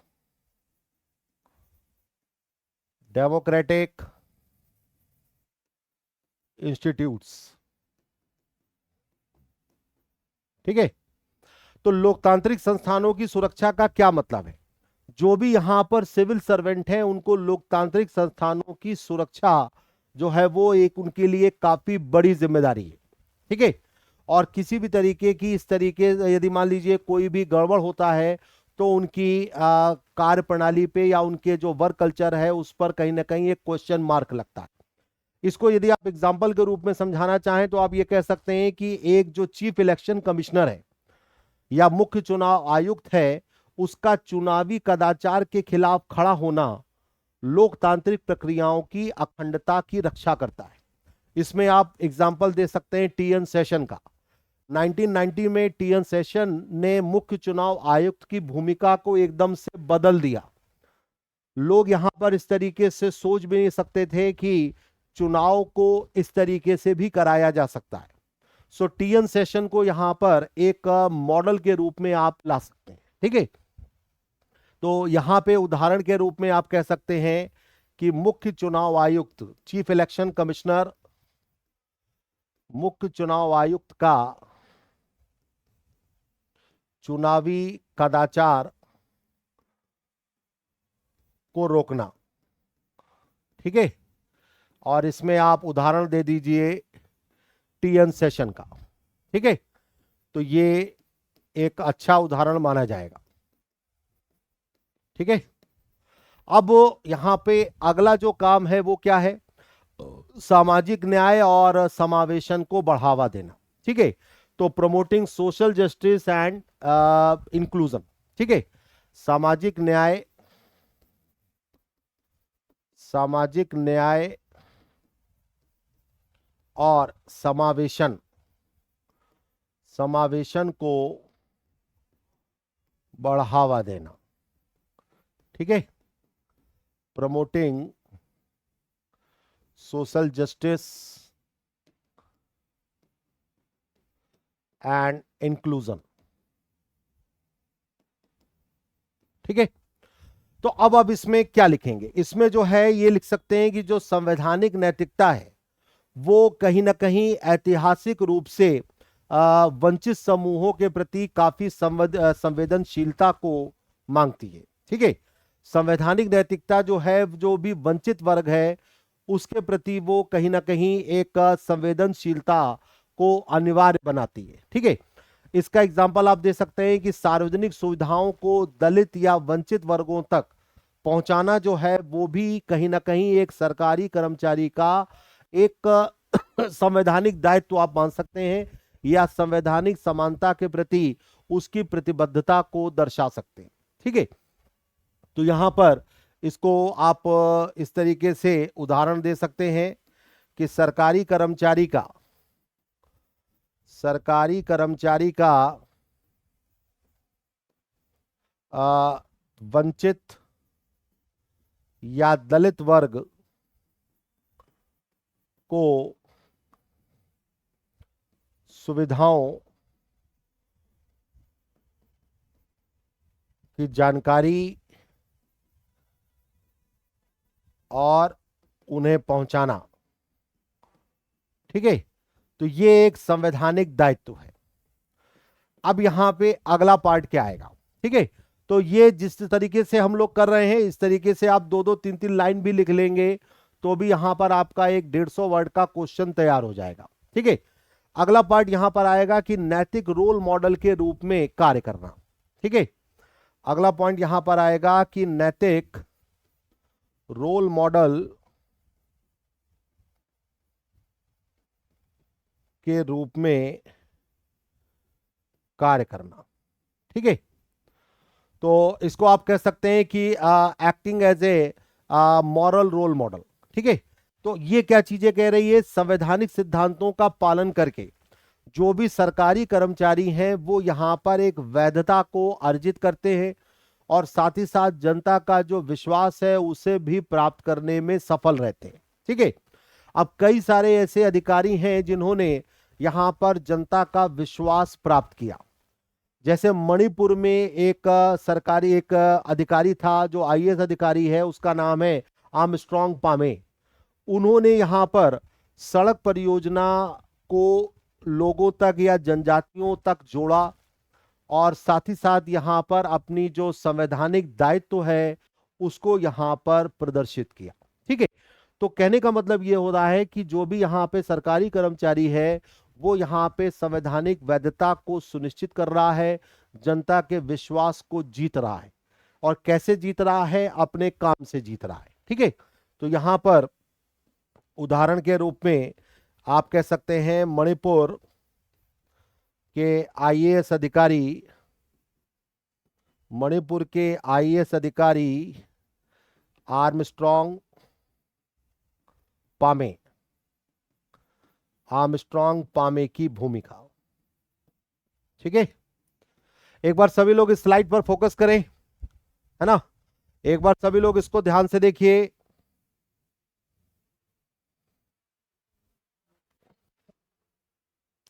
point number 3, point number 4, point number 5, है ना?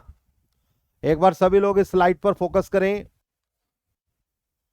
ठीक है, तो अब हम लोग यहां पर डिस्कस करेंगे कि सुशासन और जवाबदेही को बढ़ाने में जो संवैधानिक नैतिकता है उसकी क्या भूमिका है। ठीक है, तो एक पार्ट यहां पर ये हो गया, अब एक पार्ट यहां पर ये आएगा। ठीक है, तो इसमें जो पहला पॉइंट आएगा वो आएगा पारदर्शिता और जवाबदेही सुनिश्चित करना। ठीक है, तो यहां पे पहला पॉइंट आएगा पारदर्शिता और जवाबदेही जवाबदेही सुनिश्चित करना। ठीक है, तो पारदर्शिता और जवाबदेही को सुनिश्चित करने का मतलब क्या है कि काम इस तरीके से हो कि लोगों के अंदर ये इस बात का एक विश्वास जाए कि सरकारी कर्मचारी जो हैं वो ट्रांसपेरेंट हैं, और यदि कुछ भी गलत होगा तो उनकी अकाउंटेबिलिटी फिक्स हो सकती है। ठीक है, तो ये एक बहुत अच्छा, हम ये कह सकते हैं कि एक उदाहरण माना जाएगा। तो ये अधिकारियों का जो लोकतांत्रिक मूल्यों के प्रति उनका एक काम करने का तरीका है, वो लोगों के लिए जवाबदेही या लोगों के प्रति जवाबदेह होने को मजबूर करता है। इसका यदि आप एग्जांपल देखें तो हम ये कह सकते हैं कि आरटीआई, राइट टू इंफॉर्मेशन, या जो सूचना का अधिकार है, इसका क्रियान्वयन संवैधानिक खुलेपन को बताता है और लोगों के अंदर एक विश्वास को क्रिएट करता है। ठीक है, तो यहां पर उदाहरण आप दे सकते हैं आरटीआई का, क्रियान्वयन संवैधानिक दायित्व को सुनिश्चित करता है। ठीक है, तो यहां पर ये जो सुशासन और जवाबदेही वाला पोर्शन था, उसमें हम लोग ये पहला पॉइंट डिस्कस कर रहे हैं। ठीक है, तो पहला पॉइंट यहां पर डिस्कस हुआ कि पारदर्शिता और जवाबदेही की भूमिका। दूसरा पॉइंट यहां पर डिस्कस हुआ कि सत्ता के जो मनमाने, है ना, या सत्ता का जो मनमानापन है, सत्ता के मनमानेपन को रोकना, ये भी सरकारी कर्मचारियों से कहीं ना कहीं या अपेक्षित है। ठीक है, तो सत्ता के मनमानेपन का मतलब ये हुआ कि सत्ता के जो मनमाना उपयोग है, संवैधानिक नैतिकता जो है वो एक अधिकार के दुरुपयोग को वो प्रतिबंधित करती है, साथ ही साथ जो प्रक्रियात्मक निष्पक्षता है उसको आगे बढ़ाती है। ठीक है, तो इसमें यहां पर आप एक एग्जाम्पल दे सकते हैं कि सुप्रीम कोर्ट ने संवैधानिक स्वतंत्रता के उल्लंघन का हवाला देते हुए आईटी एक्ट की धारा थी 66A, उसको रद्द कर दिया। ठीक है, तो यहां पर एक उदाहरण दिया जा सकता है कि सुप्रीम कोर्ट के द्वारा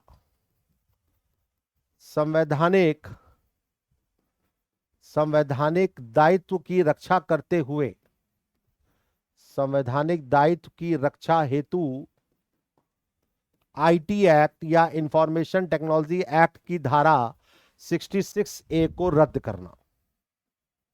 ठीक है, तो ये सत्ता का जो मनमानापन है या जो सत्ता के मनमाना उपयोग है उसको कहीं ना कहीं रोकने से जुड़ी है। अगला पॉइंट यहां पर आता है नैतिक निर्णय लेने को मजबूर करना। ठीक है, पॉइंट नंबर 3, नैतिक निर्णय लेने को मजबूत करना। ठीक है, सरकारी कर्मचारियों के साथ यहां पर ये चीजें आती हैं कि वो एक मॉरल डिसीजन को किस परिस्थिति में या किस तरीके से ले रहे हैं।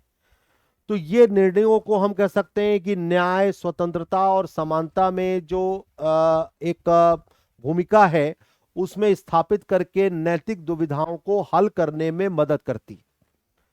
यहां पर भी आप एक एग्जाम्पल दे सकते हैं कि जैसे एक सार्वजनिक अस्पताल में एक वीआईपी को अनुचित उपचार से इनकार करना या सभी लोगों के लिए समान उपचार का अधिकार बनाए रखना। ठीक है, तो यह भी यहां पर एक नैतिक निर्णय को मजबूत करने से जुड़ा है। तो यहां पर यह कह सकते हैं कि सरकारी अस्पताल में वीआईपी को अनुचित, है ना, अनुचित उपचार लेने से रोकना, है ना, और सभी लोगों को समान उपचार दिलवाने का प्रयास करना। ठीक है, तो ये यहां पर इससे जुड़ा हुआ है। ठीक है, अब यहां पर जो अगला पॉइंट आता है कि नागरिक केंद्रित शासन को सशक्त करना। ठीक है, तो यहां पर जो भी सिटीजन सेंट्रिक गवर्नेंस है उसको एम्पावर करने की बात है ना। नागरिक केंद्रित शासन को सशक्त करना, नागरिक केंद्रित शासन को सशक्त करना। ठीक है, तो अब इसका क्या मतलब हुआ, इसको आप इस तरीके से कह सकते हैं कि ये प्रशासन को कहीं ना कहीं अधिकार संचालित से एक सेवा संचालित मोड में ट्रांसफॉर्म करने की ओर बढ़ा रहा है। जैसे डिजिटल इंडिया की जो पहुंच है ना, या डिजिटल इंडिया की जो पहल है वो लोगों में कहीं ना कहीं एक समानता को बढ़ावा दे रही है। ठीक है, तो धीमे धीमे लोग जो हैं वो इन तरीके की सुविधाओं को उपयोग कर रहे हैं और यहां पर उससे उन्हें काफी फायदा भी हो रहा है। ठीक है, तो यहां पे उदाहरण के रूप में आप कह सकते हैं डिजिटल इंडिया पहल, डिजिटल इंडिया पहल को सभी लोगों तक पहुंचाना, सभी लोगों तक पहुंचाने का प्रयास। ठीक है, तो एक बार सभी लोग इस स्लाइड पर भी फोकस करें, है ना। एक बार सभी लोग इसको आराम से देखें, किसी को कोई डाउट, कोई क्वेश्चन, है ना। एक बार सभी लोग देखिए इसको। तो ये जो संवैधानिक दायित्व है उसकी मतलब जो अकाउंटेबिलिटी है उसको सुनिश्चित करने से जुड़ा हुआ है। ठीक है, अब इसमें एक पॉइंट और बचा हुआ है, फिर इसके बाद इसका कंक्लूजन हम लोग देखेंगे, है ना। चलिए,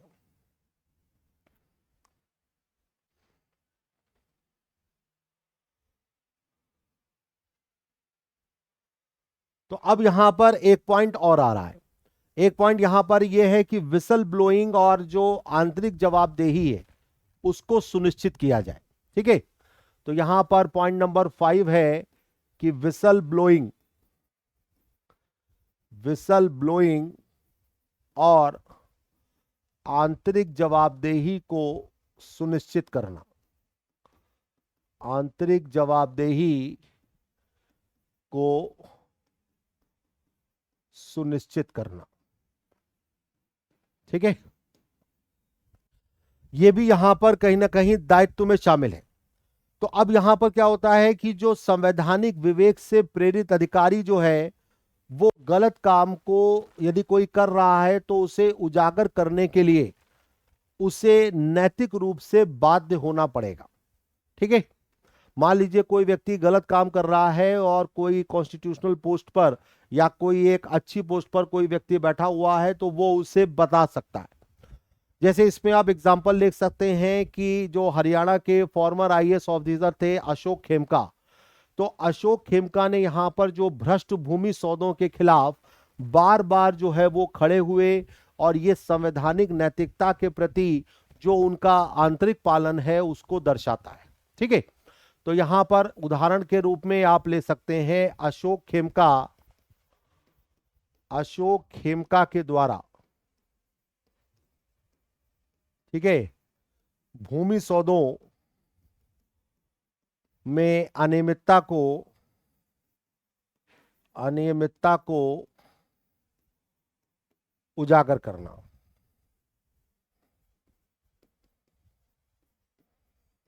ठीक है, तो इस तरीके से ये क्वेश्चन यहां पर समाप्त हो रहा है। अब यहां पर एक कंक्लूजन के रूप में आप ये लिख सकते हैं कि संवैधानिक जो नैतिकता है वो बेसिकली एक अदृश्य धागा है जो शक्ति को जवाबदेही से और अधिकार को कहीं ना कहीं विनम्रता से जोड़ता है।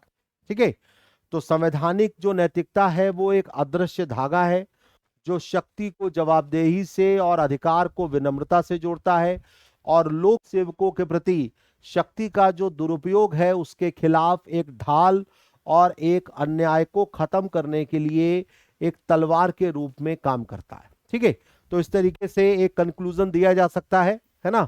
और ये जो क्वेश्चन है वो यहां पर समाप्त हो जाएगा। ठीक है, तो इसमें एक पॉइंट यहां पर और भी लिखा जा सकता है कि जो भी बढ़ता हुआ संस्थागत तनाव है या जो नैतिक सापेक्षवाद है, उसके युग में हम कह सकते हैं कि संवैधानिक नैतिकता ही एकमात्र ऐसा माध्यम है जो लोक प्रशासन की आत्मा और भारतीय लोकतंत्र की भावना को कहीं ना कहीं प्रदर्शित करती है। ठीक है, तो इस तरीके से ये क्वेश्चन जो है वो समाप्त हो जाएगा।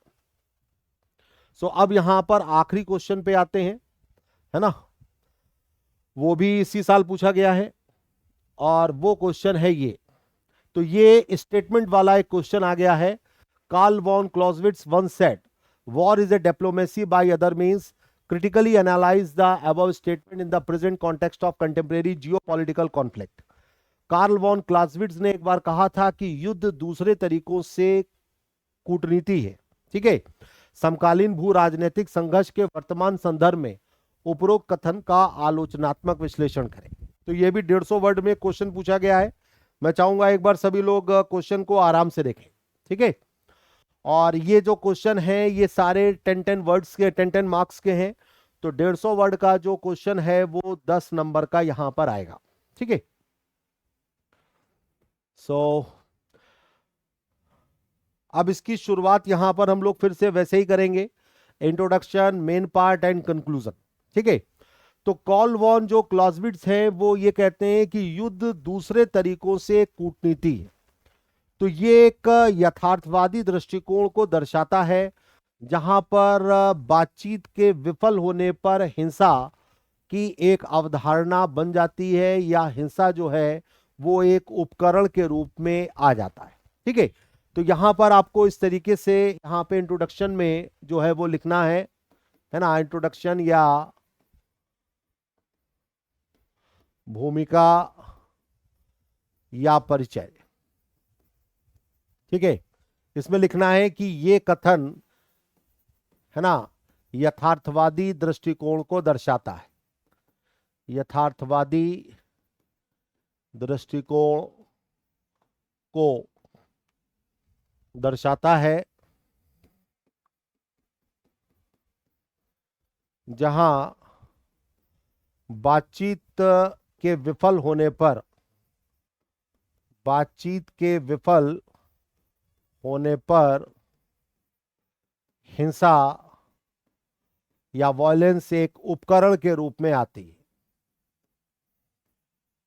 ठीक है, तो इस तरीके से यहां पर इसकी शुरुआत कर देनी है। तो पूरा स्टेटमेंट जो है वो चाहे तो आप ना भी लिखें, स्टार्टिंग आप इस तरीके से भी कर सकते हैं कि ये कथन इस तरीके से बता रहा है कि बातचीत जब कभी फेल होती है तो हिंसा एक उपकरण के रूप में आती है।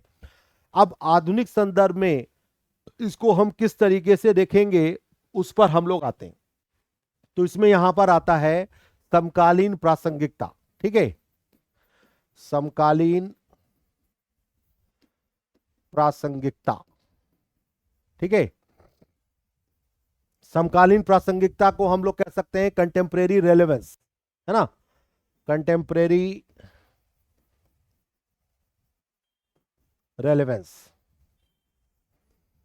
तो अब इसमें कुछ पॉइंट्स पर हम लोग फोकस करेंगे जो यहां पे ज्यादा जरूरी है, जैसे नीति की निरंतरता के रूप में सैन्य बल। ठीक है, तो ये यहां पर पहला पॉइंट आएगा। ये मेन पार्ट यहां पर शुरू हो गया है ना। आप चाहें तो ये हेडिंग डालें या न डालें। तो यहां पर पहला पॉइंट क्या आएगा कि नीति की निरंतरता, नीति की निरंतरता के रूप में सैन्य बल। ठीक है, तो नीति की निरंतरता के रूप में सैन्य बल को आप किस तरीके से कह सकते हैं कि जब राजनयिक रास्ते बंद हो जाते हैं तो कोई भी राष्ट्र अपने राष्ट्रीय उद्देश्यों को पूरा करने के लिए युद्ध का सहारा लेता है। ठीक है, तो यहां पर इसको आप जोड़ सकते हैं रशिया और यूक्रेन का जो वॉर चल रहा है। ठीक है, रूस का यूक्रेन पर आक्रमण इसलिए हुआ क्योंकि यूक्रेन नाटो में जाना चाहता था और जो राजनीतिक चेतावनियां रूस दे रहा था उसके बाद भी यूक्रेन मान नहीं रहा है। ठीक है, तो यहां पर नीति की निरंतरता के रूप में सैन्य बल में आप उदाहरण दे सकते हैं रूस का यूक्रेन पर आक्रमण। ठीक है, अब यहां पर पॉइंट नंबर 2 आता है। तो पहला पॉइंट यहां पर ये आया, दूसरा पॉइंट यहां पर आता है वैश्विक संबंधों में एक तरफावाद। ठीक है, या यूनिलैटरलिज्म इन द ग्लोबल कॉन्फ्लिक्ट्स। ठीक है, तो वैश्विक संबंधों में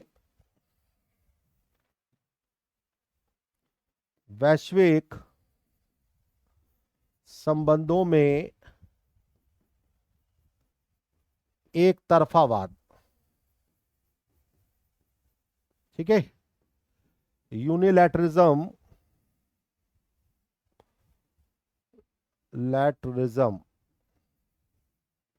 इन ग्लोबल रिलेशंस। ठीक है, तो पॉइंट नंबर 2 में यहां पर लिखना होगा कि जो भी बहुपक्षीय संस्थान है उनके कमजोर होने से जो भी राष्ट्र हैं वो सहमति के बिना कार्य करने के लिए मजबूर हुए। जैसे संयुक्त राष्ट्र सुरक्षा परिषद की जो भूमिका होनी चाहिए थी वो यहां पर हमें देखने को नहीं मिल रही है। इसका एग्जाम्पल आप इंडिया पाकिस्तान में भी ले सकते हैं। सीरिया में अमेरिका ने जो हवाई हमले किए उसका भी यहां पर एग्जाम्पल ले सकते हैं कि सुरक्षा परिषद के जो प्रस्ताव हैं उनको किनारे कर दिया गया और अमेरिका ने सीरिया पर अटैक किया। ठीक है, तो ऐसे कई सारे केसेस हुए हैं, जैसे ईरान इराक युद्ध हुआ और ऐसे बहुत सारे युद्ध हुए। ठीक है, जहां पर सुरक्षा परिषद ने जो कहा था वो नहीं माना गया और अपने हिसाब से चीजों को यहां पर लाया गया। ठीक है, तो यहां पर उदाहरण के रूप में आप लिख सकते हैं सीरिया में अमेरिकी हमले। ठीक है, तो ये चीजें यहां पर आ रही हैं। एक बार सभी लोग इस स्लाइड पर फोकस करें। ठीक है, सभी लोग यहां पर एक स्लाइड पर देखें।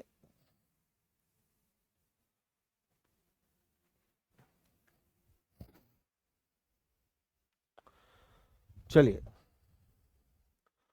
तो यहां पर 2 पॉइंट अभी हम लोगों ने डिस्कस किए, अभी ऐसे कुछ पॉइंट और भी हैं। ठीक है, तो अगला यहां पर जो पॉइंट आएगा वो ये कि राजनीतिक लक्ष्यों के लिए प्रॉक्सी युद्धों का उपयोग किया जा रहा है। ठीक है, अगला पॉइंट यहां पर ये है कि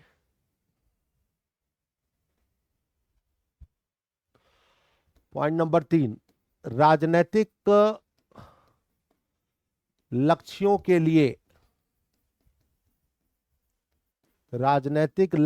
लिए छद्म युद्धों का उपयोग।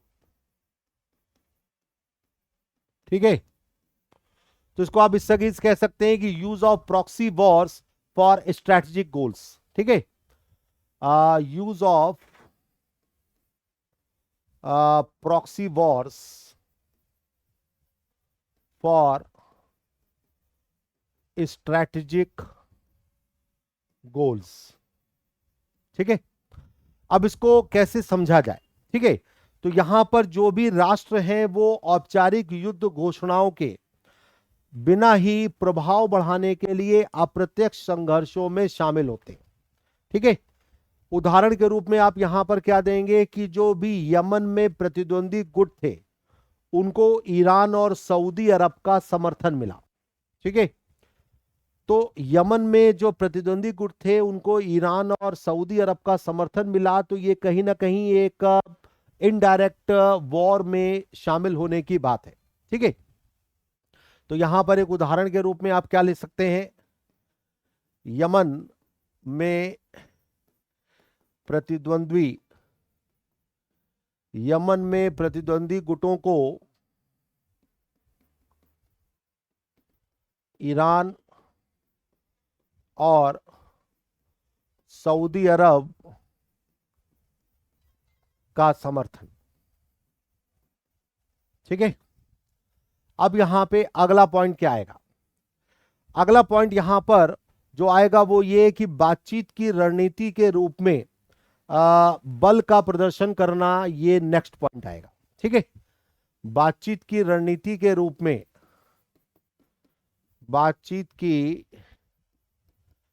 रणनीति के रूप में बल का प्रदर्शन। ठीक है, सो इसको आप इस तरीके से कह सकते हैं, the use of force as a negotiating tactic. राजनीतिक चर्चाओं को प्रभावित करने और साथ ही साथ प्रभुत्व स्थापित करने के लिए एक सैन्य बल का प्रयोग किया जाता है। ठीक है, इसको आप उदाहरण के रूप में यदि समझें तो आप ये कह सकते हैं कि ताइवान के पास चीन की जो आक्रामक गश्त है उससे बातचीत के बीच में तनाव बढ़ जाता है। ठीक है, तो इसको इस तरीके से जोड़ा जा सकता है कि ताइवान के पास जो चीन की मतलब आक्रामक गश्त है, यहां पे उदाहरण के रूप में हम कह सकते हैं कि ताइवान के पास चीन की आक्रामक गश्त से बातचीत के बीच विवाद हो जाता है। बातचीत के बीच विवाद। ठीक है, तो ये ऐसे थोड़े थोड़े पॉइंट्स को आप लिखेंगे तो यहां पे आपका क्वेश्चन जो है वो काफी अच्छा हो जाएगा। अगला पॉइंट यहां पर आएगा औचित्य के रूप में राष्ट्रीय सुरक्षा। So national security as a justification. ठीक है, नेक्स्ट पॉइंट आएगा औचित्य के रूप में, औचित्य के रूप में राष्ट्रीय सुरक्षा। सो आप कह सकते हैं कि नेशनल सिक्योरिटी एज जस्टिफिकेशन। ठीक है, अब इसको यहां पर किस तरीके से समझा जाए। युद्ध को यहां पर एक निवारक रक्षा के एक स्रोत के रूप में प्रस्तुत किया जाता है कि बिना युद्ध के काम नहीं चलेगा। और इससे क्या होता है कि जो कूटनीति है वो सुरक्षा हितों के अधीन हो जाती है। ठीक है? मतलब यहां पर यह माना गया है कि बिना युद्ध के काम चलेगा नहीं। और इससे क्या होता है कि जो डिप्लोमेसी है वो सिक्योरिटी इंटरेस्ट के अधीन हो गई। एग्जाम्पल के रूप में जैसे आप कह सकते हैं कि इजराइल ने जो गाजा में अभियान किए, वो इजराइल ये मानता है कि ये राष्ट्रीय सुरक्षा की अनिवार्यता है। इजराइल के जो गाजा में अभियान हुए जिसके कारण यहां पर कई सारे लोगों की जान हुई, हालांकि इसकी शुरुआत गाजा से ही हुई, है ना। तो ये जो चीजें आ जाती हैं वो सिक्योरिटी इंटरेस्ट को यहां पर कहीं ना कहीं थोड़ा सा आगे मजबूत करती हैं। ठीक है, तो यहां पर आप कह सकते हैं उदाहरण के रूप में इजराइल के गाजा अभियान।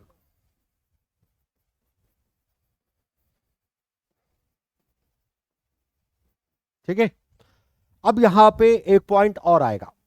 वो पॉइंट है कि युद्ध जो है वो नैतिक वैधता को नष्ट करता है। War destroys moral legitimacy. ठीक है, तो यहां पे अगला पॉइंट क्या आएगा कि वॉर डिस्ट्रॉयज मॉरल लेजिटिमेसी। ठीक है, युद्ध जो है वो नैतिक वैधता को नष्ट कर रहा है। इसका क्या मतलब है? यहां पे इसका मतलब यह हुआ कि कई सारे जो नागरिक थे वो मरे और एक मानवीय संकट जो है वो एक तर्कसंगत विकल्प के रूप में युद्ध की स्वीकार्यता को कम करते हैं। ठीक है, एग्जाम्पल के रूप में आप दीजिए कि सीरियाई संघर्ष में 30,000 से 3 लाख से अधिक नागरिकों की मौत हुई, जिससे कहीं ना कहीं अंतरराष्ट्रीय निंदा हुई। तो वॉर जो है ये एक जो नैतिक वैधता है, जो कि मॉरल लेजिटिमेसी है, उसको समाप्त कर रहा है। ठीक है, तो यहां पर इसका उदाहरण आप दे सकते हैं कि सीरिया में 3 लाख से ज्यादा मौतें। ठीक है, तो एक बार सभी लोग इस स्लाइड पर फोकस करें। ठीक है, एक बार सभी लोग इसको आराम से देखिए।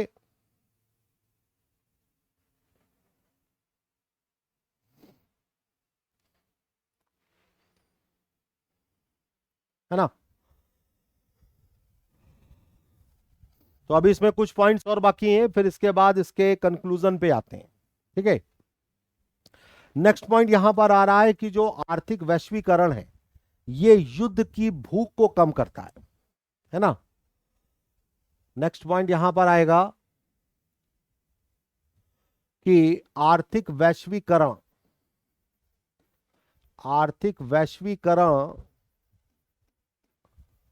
युद्ध की भूख को कम करता है।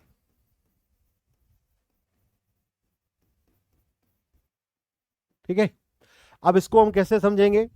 आ, अभी यदि हम करंट सिनेरियो में देखें तो यहां पे कोई पक्ष यदि किसी पर अटैक कर रहा है और जिस पर अटैक हो रहा है, इन दोनों को कहीं ना कहीं इकोनॉमिक लॉस है। ठीक है, जैसे रूस पर प्रतिबंध लगाए गए, इससे यूरोपीय बाजार और जो वैश्विक खाद्य आपूर्ति श्रृंखलाएं थी उनको उनके ऊपर कहीं ना कहीं एक प्रभाव पड़ा। ठीक है, तो इसका मतलब यह हुआ कि जो युद्ध है वो दोनों ही पक्षों को आर्थिक रूप से नुकसान पहुंचाता है। ठीक है, तो यहां पर आप पॉइंट लिख सकते हैं कि युद्ध के द्वारा दोनों पक्षों को आर्थिक नुकसान। ठीक है, अब इसका एग्जाम्पल आप दें तो आप दे सकते हैं कि रूस पर प्रतिबंध से यूरोपीय ऊर्जा और खाद्य आपूर्ति श्रृंखलाएं, इसको हम फूड सप्लाई चेन्स कहते हैं, है ना, खाद्य आपूर्ति श्रृंखलाओं का प्रभावित होना।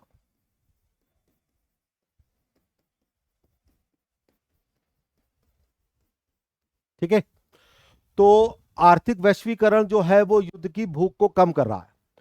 अगली चीज आती है साइबर और हाइब्रिड युद्ध का उदय, है ना, the rise of cyber and hybrid warfare. Cyber और हाइब्रिड, तो ये आ गई यहां पर साइबर और हाइब्रिड हाइब्रिड युद्ध का उदय। ठीक है, तो ये अगला पॉइंट है। अब इसमें यहां पर किस तरीके से चीजों को लाना है, तो यहां पर यह समझना है कि अब जो स्टेट्स है वो डिजिटल वॉर लड़ रहे हैं। ठीक है, राज्य जो हैं वो यहां पर डिजिटल युद्ध लड़ रहे हैं जो पारंपरिक सैन्य मानदंडों के बाहर संचालित होते हैं। जैसे यूक्रेन पर रशिया के साइबर अटैक्स हुए। ठीक है, उससे यहां पर यूक्रेन पर काफी निगेटिव इंपैक्ट पड़ा। तो यहां पर उदाहरण के रूप में आप कह सकते हैं रूस के द्वारा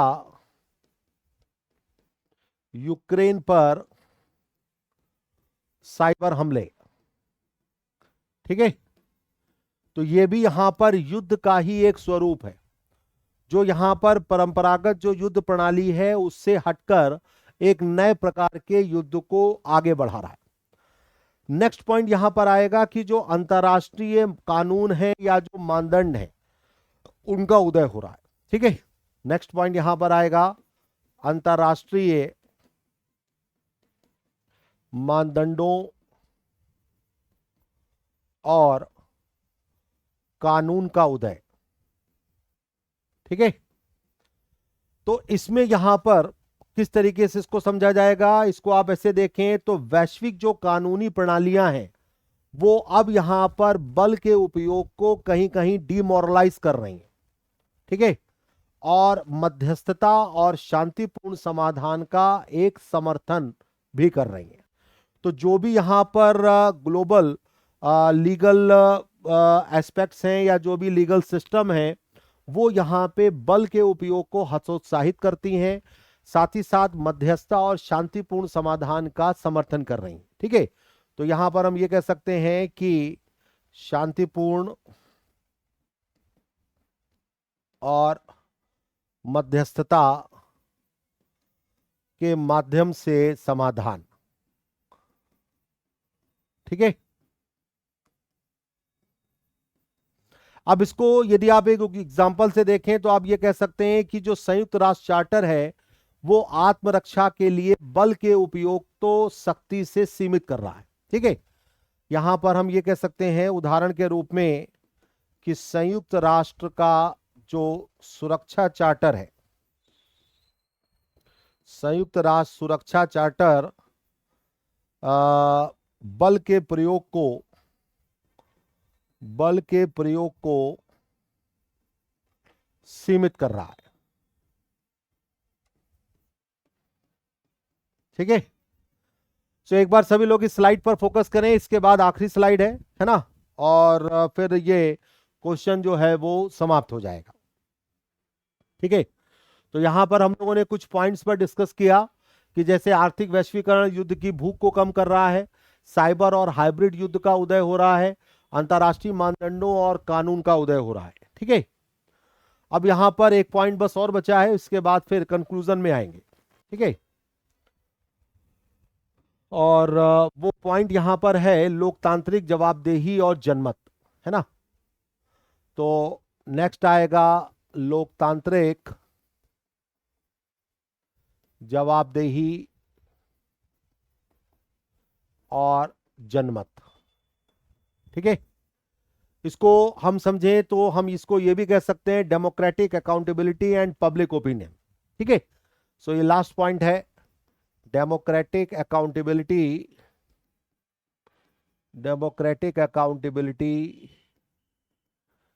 एंड पब्लिक ओपिनियन।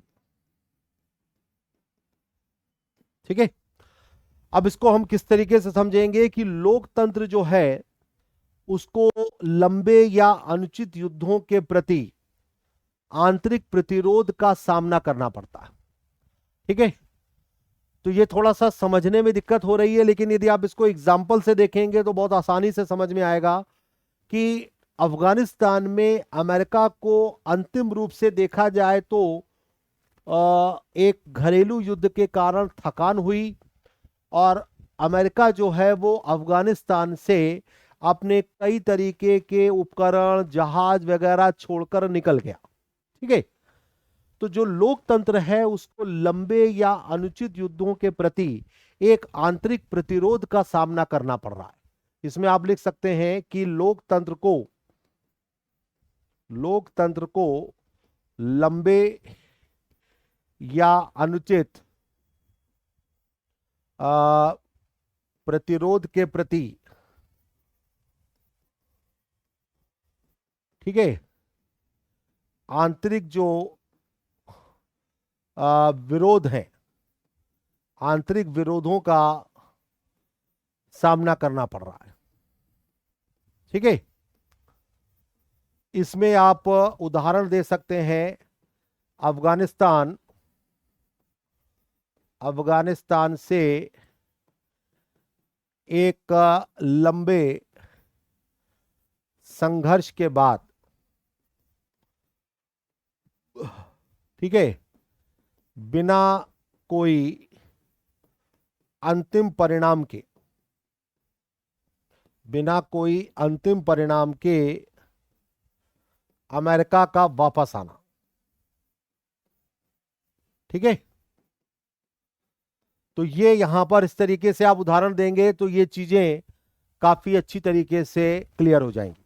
ठीक है, तो इसमें सारे मेन पॉइंट्स जो हैं वो कवर हो गए। अब यहां पर जो कंक्लूजन है वो यहां पे लिखना है कि क्लॉजविट्ज का जो ये दृष्टिकोण था ये एक स्थायी रणनीतिक तर्क को दर्शाता है, लेकिन आज का जो सिनेरियो है या जो आज की परिस्थितियां हैं उसमें यहां पर हमें हम कह सकते हैं कि युद्ध जो है वो एक महंगी विफलता के रूप में माना जा रहा है। सिविल सेवकों और नीति निर्माताओं के मामले में या उनके लिए वैश्विक मामलों में क्रूर बल के बजाय नैतिक शासन और बहुपक्षीय जुड़ाव को यदि जोड़ा जाएगा तो उससे काफी अच्छा होगा।